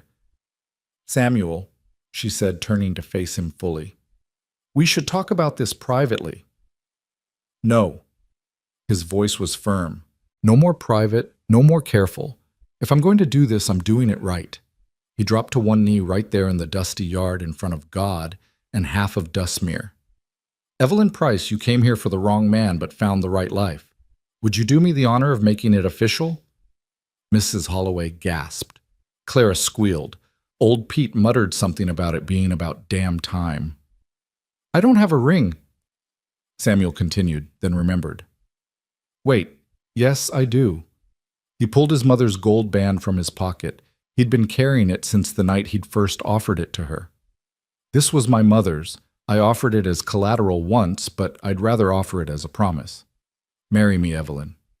Not because of Hartley, not because of gossip, but because you make this broken place whole again. Evelyn looked at this man on his knee in the dust, offering her a ring that meant family and future and forever. She thought about Sarah's letters about the love that had built this ranch. She wasn't replacing that love, she was adding to it like a quilt made from pieces of different lives stitched into something new. Yes, she said. The yard erupted. Clara launched herself at them both, nearly knocking Samuel over. The neighbors cheered. Mrs. Holloway was actually crying, though she'd deny it later. When Shah, Reverend Morrison asked practical, even in celebration. Now? Samuel said, standing and brushing dust from his knees. Today. Before Hartley can cause more trouble. Samuel, I'm wearing my work dress, Evelyn protested. You're perfect, he said, and the way he looked at her made her believe it. They were married an hour later in the church with half the town as witnesses. Clara stood between them, holding their hands like she was the one joining them together, which, in a way, she was. Thomas Hartley heard about the wedding before they'd even finished saying their vows. He left town that night, but not before setting one last cruel plan in motion. The fire started in the barn just after midnight. Evelyn woke to the smell of smoke and Samuel's shout of alarm. They ran outside to find the structure fully engulfed flames reaching toward the star-filled sky like desperate fingers. The horses! Clara screamed. Samuel was already running toward the inferno. Without thinking, Evelyn followed. The heat was like a living thing pushing against them with violent intent. Inside the horses were screaming, panicked, dangerous. Take this one! Samuel shoved a rope into her hands. Lead her out. Don't stop. Don't look back. Evelyn grabbed the rope, pulling a terrified mare toward the door. The horse fought, reared, nearly struck her, but she held on with desperate strength. Behind her, she could hear Samuel fighting to free the other animals, the crack of burning wood, the roar of consuming fire. She got the mare out, handed her off to Clara, and ran back. Samuel was struggling with the last horse, his shirt smoking from proximity to the flames. Get out! He yelled when he saw her. Instead, she grabbed a bucket of water Clara had been filling and doused him with it, then helped him pull the stubborn gelding free. They burst from the barn just as the roof began to collapse, diving away from the shower of sparks and burning debris. They lay in the dirt, gasping, coughing, still holding the horse's rope. The barn continued to burn, but all the animals were safe. You could have died, Samuel said, his voice raw from smoke. So could you. I had to save them. And I had to save you. He pulled her against him, not caring that they were covered in soot and sweat and singed cloth. We're a mess, Sut, he said. We're alive, she countered. We're married, Claire added, having appeared beside them with a bucket of water and her typical timing. For exactly 6 hours now. Samuel laughed, actually laughed, the sound rusty but real. Hell of a wedding night. Language, Daddy. Sorry, Clara Bird. They fought the fire until dawn, the entire community appearing as if summoned by smoke signals. They saved the house, the other outbuildings, but the barn was gone. As the sun rose illuminating the smoldering ruins, Evelyn saw something glinting in the ashes. It was a pocket watch, one she recognized from Thomas Hartley's vest. He'd been careless, left evidence of his arson. We could have him arrested, Samuel said when she showed him. We could, Evelyn agreed. Or we could let him run, knowing that we survived his worst and came out stronger. That's very forgiving of you. Not forgiving, practical. Hartley's the kind of man who creates his own punishment. We don't need to help. They stood together looking at the destroyed barn. It would take months to rebuild money. They didn't have labor they could barely spare. But neighbors were already talking about a barn raising, and old Pete was calculating lumber needs, and Mrs. Holloway was organizing food committees. We'll rebuild, Samuel said. Better than before. Different than before, Evelyn corrected. But yes, better. He kissed her temple gentle despite everything. I'm sorry this isn't the life you expected when you answered that advertisement. Evelyn thought about those foolish dreams of romance and adventure, of a handsome stranger who would sweep her into a fairy tale. Instead, she'd found a grieving widower, a precocious child, and a ranch that demanded everything and promised nothing except more work tomorrow. No, she said, it's infinitely better. The barn raising happened 2 weeks later. The entire county showed up, even people they'd never met, drawn by the story of the bride from the station who'd married the grieving rancher and fought fire on her wedding night. By sunset, a new barn stood where the old one had burned, built by community and consecrated by hope. That night, as they stood on the porch watching Clara chase fireflies with the Henley children, Samuel pulled out another letter. But this one wasn't addressed to Sarah. What's that, Evelyn asked. Something I wrote this morning. He handed it to her, looking almost shy. My dearest Evelyn, she read aloud. Today I watched you teaching Clara to make preserves, and she laughed when jam splattered your nose. It was Sarah's laugh, but Clara's joy, and for the first time the echo didn't hurt. You've taught us that moving forward doesn't mean forgetting that new love doesn't diminish old love, that a heart can be broken and whole at the same time. I don't write to Sarah anymore. I talk to her sometimes when I'm alone, but I don't need letters to nowhere when I have love right here. Thank you for waiting on that platform. Thank you for following Clara home. Thank you for choosing us when you could have chosen anywhere else. Your devoted husband. I'm still getting used to writing that, Samuel. Evelyn was crying by the time she finished reading, but they were the kind of tears that watered good things. You found your words, she said. You gave them back to me. Clara ran up then, jar of fireflies in hand. Look, I caught enough to light the whole house. Those are for outside little bird, Samuel said, but he was smiling. Everything good's for outside, Clara declared. That's why we live in Wyoming. It was child's logic, but it made its own sense. They were outside people now, Evelyn realized. People who faced storms head on, who rebuilt what burned, who found love in the most unexpected places. Tell me the story, Clara demanded, settling between them on the porch step. What story? Evelyn asked. The one about how you came to us, about waiting and finding and choosing. So Evelyn told it with Samuel adding details she'd forgotten or never knew. How desperate he'd been that morning Clara disappeared. How he'd almost gone to the station himself but couldn't face the possibility of Clara not being there. How he'd known the moment he saw Evelyn teaching Clara to braid hair that their lives had changed forever. But you didn't say anything, Evelyn protested. I was scared, he admitted. Scared of hoping again, scared of losing again, just scared. Not anymore. Still scared, he said, taking her hand, but brave enough to be scared and choose love anyway.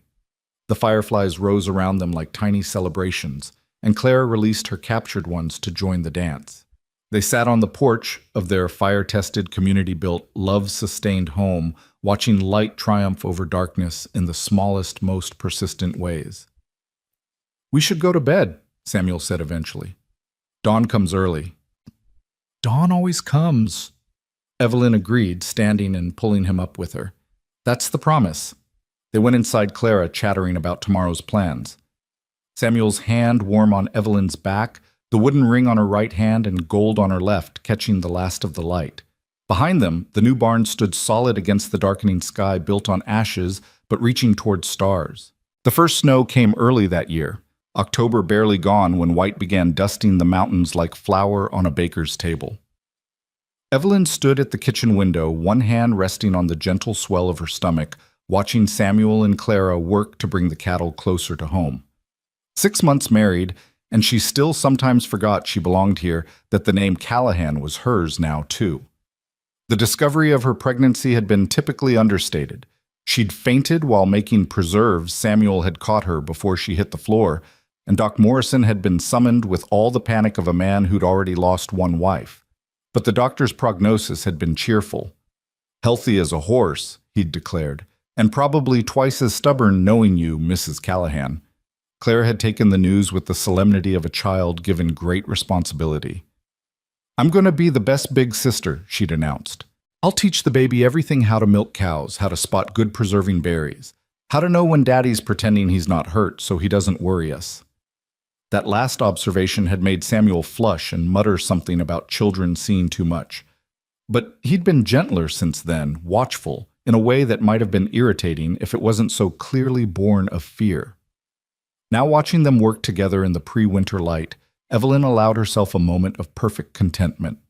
Then she saw the riders approaching from the east, and her hand instinctively went to the rifle they kept by the door. But as the group drew closer, she recognized the lead rider's distinctive hat. Marcus Briggs. Because of course he was.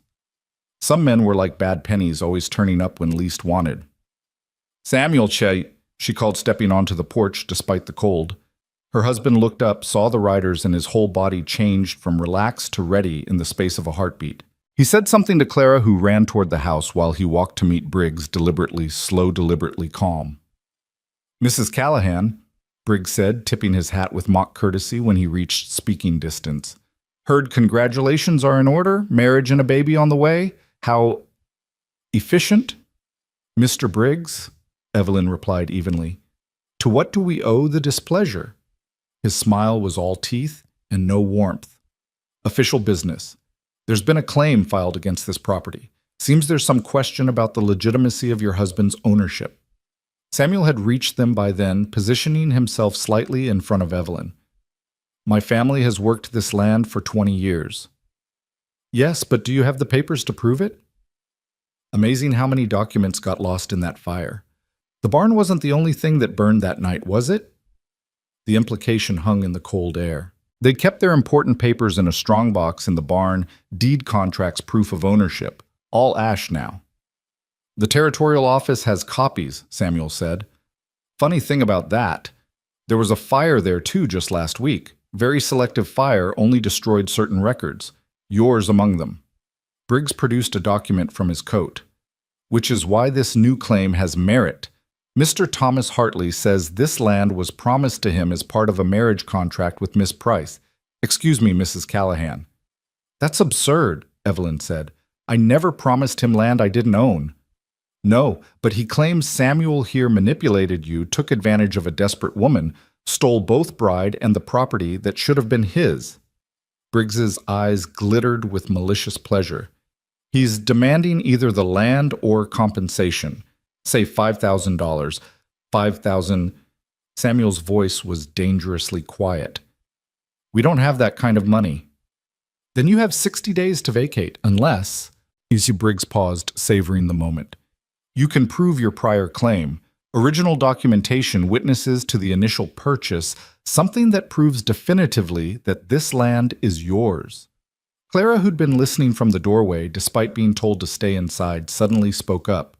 "Grandpa's marker." All three adults turned to look at her. "Daddy's father," she explained, excitement making her words tumble together. "He carved the claim marker when he first got here. It's got the date and everything. Mama showed me once. It's buried under the big oak by the creek where they first made camp. She said it was like our family's beginning carved in stone."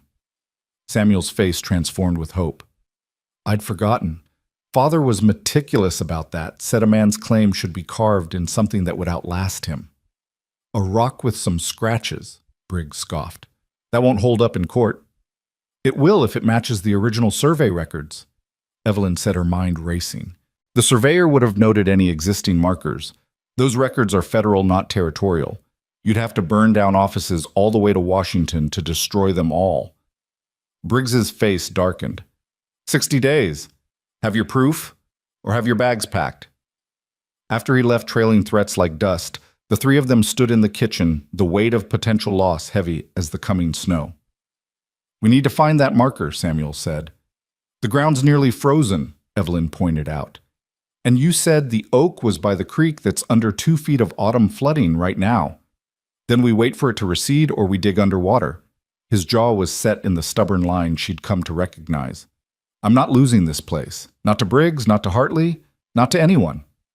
We're not, Evelyn corrected gently. We're not losing it. That night, unable to sleep, she found herself in the room they'd prepared for the baby. It wasn't much yet. A crib Samuel had started building, a quilt she'd begun piecing together from scraps of their old lives. Clara's outgrown baby clothes saved by Sarah and discovered in a trunk. The history of this family waiting for its next chapter. Samuel found her there sitting in the rocking chair he'd repaired. Can't sleep either, he asked. The baby's restless. Probably knows something's wrong. He knelt beside the chair, one hand gentle on her stomach. Nothing's wrong. We've faced worse. Have we? We survived Thomas Hartley. We survived the fire. We survived grief and loneliness and 3 days on a train platform. His voice was soft but certain. We'll survive this too. What if we can't find the marker? What if it's been destroyed or moved or... Then we'll find another way. There's always another way. He stood pulling her up with him. Come back to bed. You need rest. I need certainty. Nobody gets that. All we get is the next day and the chance to fight for what matters. The next morning brought unexpected allies. Word of Briggs's threat had spread Prairie Telegraph working overtime, and neighbors began arriving with information and offers of help. Old Pete claimed to remember Samuel's father setting the marker. Watched him carve it myself. Put the date, his name, and something else. A symbol, maybe, can't quite recall. Mrs. Holloway brought food and fierce indignation. That Briggs has been trying to run families off good land for years. About time someone stood up to him. Even the Reverend came offering to write a letter attesting to the family's long presence on the land. I baptized Clara here, buried Sarah here. This is Callahan land in every way that matters to God. But it was Mr. Henley who brought the most practical help. I've got a team of men who can help dig for the marker. That creek's going to be a bear to redirect, but we've done it before during the drought of '71. We can't pay a... Samuel started. Nobody's asking you to. This is neighbor helping neighbor. Today, you, tomorrow, maybe me. The work began immediately despite the cold.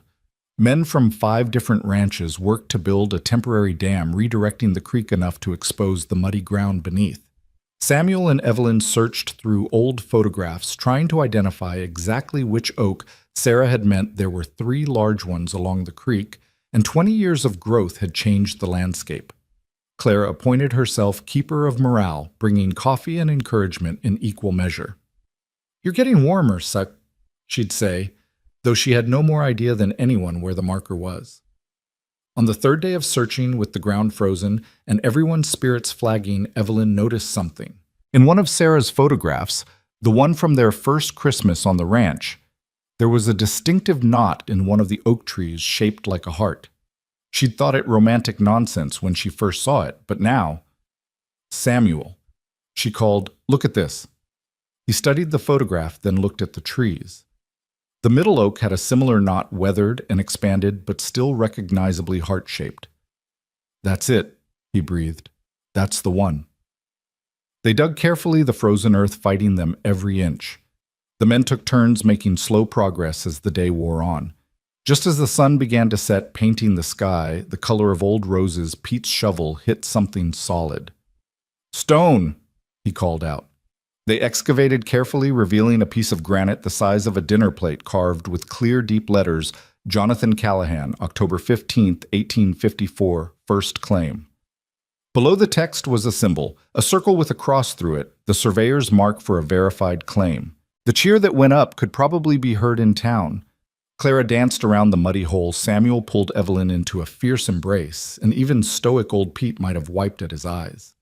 We need to get this to the federal office in Cheyenne, Samuel said, before Briggs can interfere. I'll take it, Henley offered. My brother works in the records office. We can have it verified and documented before Briggs even knows it's been found. But Briggs, they discovered, had eyes everywhere.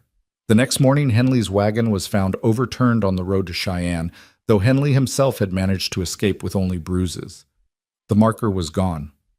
He can't just steal it, Clara protested, tears streaming down her face. He just did, Samuel said grimly. Evelyn, however, was thinking. He stole the stone, but he can't steal what we saw. We have witnesses, a dozen men who saw that marker who can testify to what it said. Testimony against physical evidence, Briggs will produce some fake marker that says something different. Then we need something else. Something Briggs doesn't know about. She turned to Clara. You said your mother showed you the marker. Did she say anything else about it? Any other proof your grandfather left? Clara screwed up her face, thinking hard. She said Grandpa was smart, said he knew claim jumpers would try to steal land, so he left insurance. Insurance? That's the word she used, said it was buried deeper than roots but higher than hope. Clara shrugged. Mama sometimes said things that sounded pretty but didn't make sense. Samuel, however, had gone very still. Buried deeper than roots but higher than hope. My father used to say that about faith, that you had to plant it deep but let it reach high. The church, Evelyn breathed. He buried something at the church. They rode to the small church in town, Reverend Morrison meeting them with concern. Of course you can look, he said when they explained. Though I don't know what you'd find. The church was built in '56, just 2 years after your father's claim.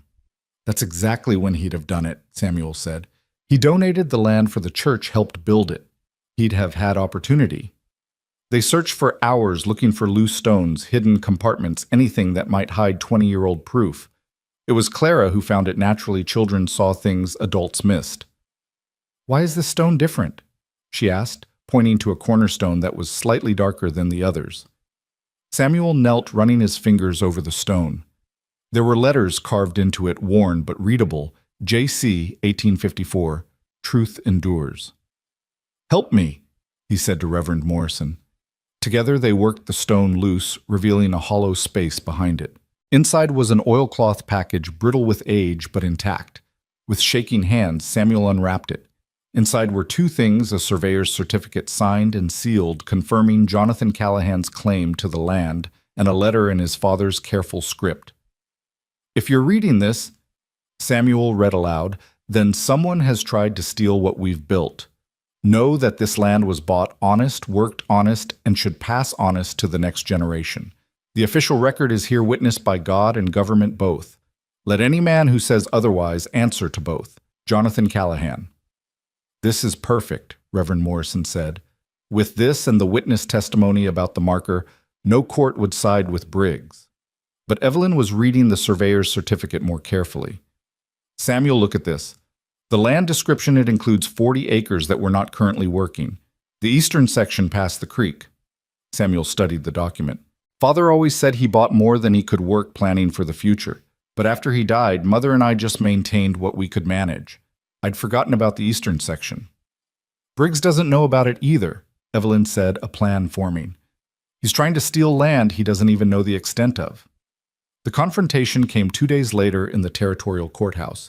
Briggs had indeed produced a marker crudely carved and obviously new, claiming the land for Thomas Hartley in 1853, a year before Jonathan Callahan's claim. Interesting, the federal judge said dryly. Mr. Hartley claimed land in Wyoming territory before it was officially opened for settlement. Quite prescient of him. Briggs' face went red. The date could be wrong. Indeed. Many things about your evidence seem wrong, Mr. Briggs. The judge turned to Samuel. I understand you have documentation. Samuel presented the surveyor's certificate, the letter, and the sworn testimony of 13 men who'd seen the original marker. But it was Evelyn who delivered the killing blow. Your Honor, she said, standing despite Samuel's attempt to keep her seated. She was showing now obviously pregnant, and he worried constantly. We'd like to submit an additional piece of evidence. Mr. Briggs and Mr. Hartley claim to know this land well enough to own it. I propose a test. Let them draw the boundaries of the claim they're making. If they truly have legitimate interest in this specific piece of land, surely they know its extent. The judge, intrigued, agreed.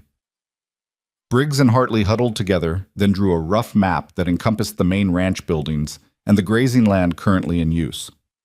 Now, Mr. Callahan, the judge said, show us your understanding of your land.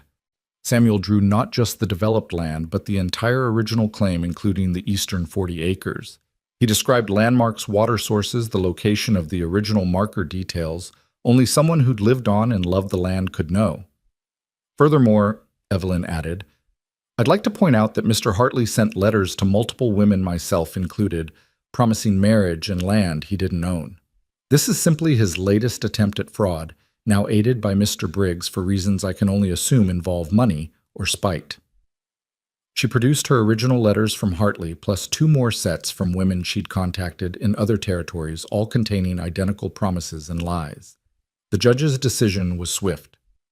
This court finds in favor of Samuel and Evelyn Callahan. The land in question belongs to them by right of original claim, continuous occupation, and legal documentation. Furthermore, Mr. Briggs, your position as tax assessor is hereby terminated pending investigation into corruption and attempted fraud.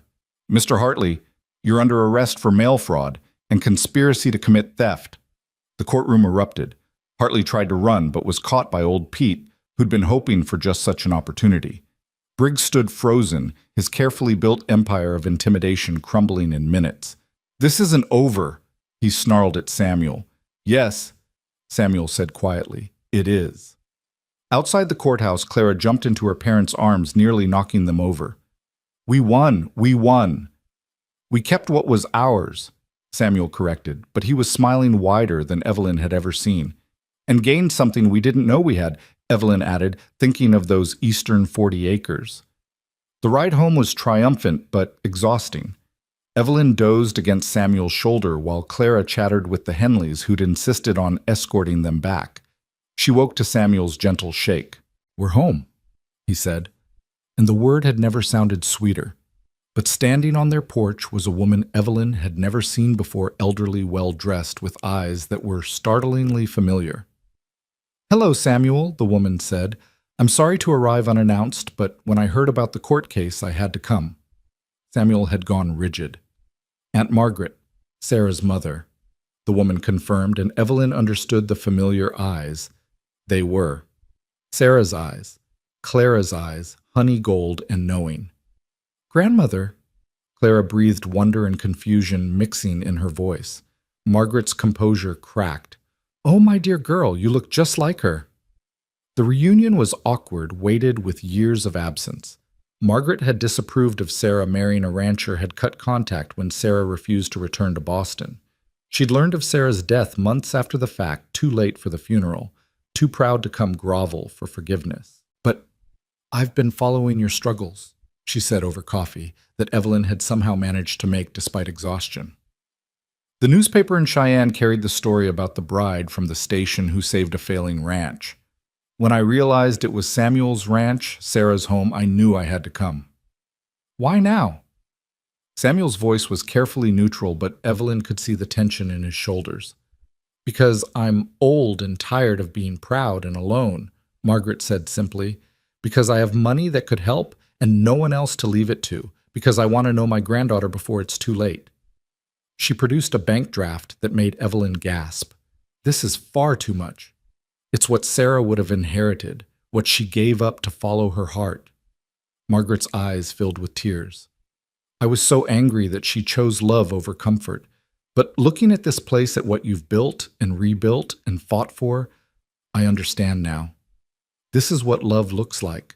Not grand gestures, but daily choices to stay, to work, to hope.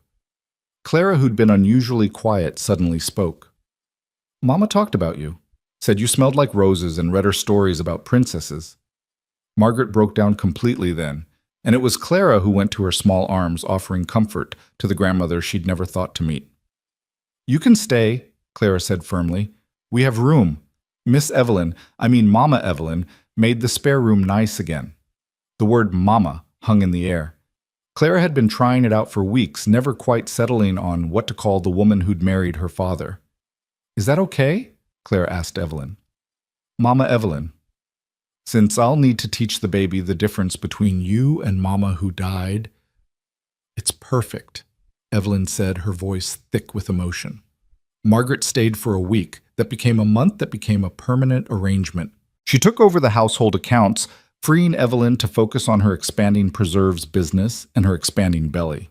She taught Clara the things Sarah hadn't lived long enough to teach: embroidery, poetry, the proper way to set a table for company. Not that we have much company, Clara pointed out. That will change, Margaret predicted. She was right. As November deepened into December, the Callahan Ranch became a gathering place. The success against Briggs had made them symbols of resistance against corruption. People came for advice, for hope for Evelyn's preserves and Margaret's Boston wisdom and Samuel's quiet strength. Thomas Hartley was convicted of fraud and sentenced to 5 years in prison. Briggs fled the territory before he could be arrested, but rumors placed him in California trying the same schemes on new victims. Good riddance, old Pete said, becoming a regular at their dinner table along with the Henleys and the widow Patterson. On Christmas Eve, with snow falling soft as flour and the house warm with fire and fellowship, Samuel stood to make a toast. The parlor was full neighbors' friends, the family they'd chosen and the family they'd found. A year ago, he said, this house was silent. Clara and I went through the motions of living without really being alive. Then a woman got off a train with nowhere to go and everything to give. She didn't save us, we saved each other. We saved ourselves. But mostly we learned that family isn't just about blood or promises or even love. It's about choosing to stay when leaving would be easier. It's about fighting for each other when fighting alone would be safer. It's about building something from ashes and believing it will stand. He raised his glass to Evelyn, who was radiant despite being enormously pregnant. To my wife, who waited for the wrong man and found the right life. To Samuel, Evelyn countered, who had the courage to love again when loss seemed safer. To Clara, Margaret added, tears streaming down her face, who brought us all together with the wisdom of a child and the heart of a lion. To the baby, Clara said, not to be outdone, who's going to be born into the best family in Wyoming, even if we're a little odd. Especially because we're odd, Samuel corrected, and everyone laughed. Later, after the guests had gone and Margaret had taken Clara up to bed, Samuel and Evelyn sat by the fire, her head on his shoulder, his hand gentle on her belly. Do you ever think about how different it all could have been? He asked. If Hartley had been real, if you'd never come here. Every day, Evelyn admitted, and every day I'm grateful he was a lie. The truth brought me better things than fiction ever could. The baby kicked strong and insistent, and Samuel smiled the full, real smile that had become common in recent months. Strong like its mother, he said. Stubborn like its father, she countered. Lucky, he said, kissing her temple like us all. Outside, snow continued to fall, covering the land in pristine white, hiding the scars of fire and struggle under a blanket of new possibility. The ranch slept peaceful and protected home to a family stitched together from loss and hope in equal measure. In the spring, there would be a baby. In the summer, the eastern 40 acres to develop. In the fall, another harvest, another chance to build and grow and become. But tonight, in the warmth of Christmas Eve, there was just this love that had grown from desperation family, that had formed from fragments, and the quiet certainty that some destinations are worth every wrong turn that leads you to them. The clock on the mantel chimed midnight Christmas, arriving with gentle insistence. Samuel stood, pulling Evelyn up with careful attention to her condition. Where are we going? She asked. To see something. He wrapped her in Sarah's old coat, now hers, now part of the continuing story, and led her onto the porch. There in the snow, Clara and Margaret had built a snow family, 5 figures of varying sizes holding hands. 5, Evelyn asked. Clara says the baby's definitely a boy, Samuel explained. She's usually right about these things. And the 5th figure, that's Sarah, he said simply. Clara said she's still part of our family, just in a different way, like how spring is still there even in winter, just waiting underneath. Evelyn leaned into him, feeling the baby shift and settle, feeling the weight of all they'd built and fought for and won. She's right. Love doesn't leave. It just changes shape. Like water, Samuel agreed. Sometimes ice, sometimes steam, sometimes rain, but always water. They stood there watching snow erase the old year and write the beginning of the new, a family forged not from perfection, but from persistence, not from plans, but from the beautiful accident of 3 days on a train platform, and a little girl brave enough to ask a stranger to come home.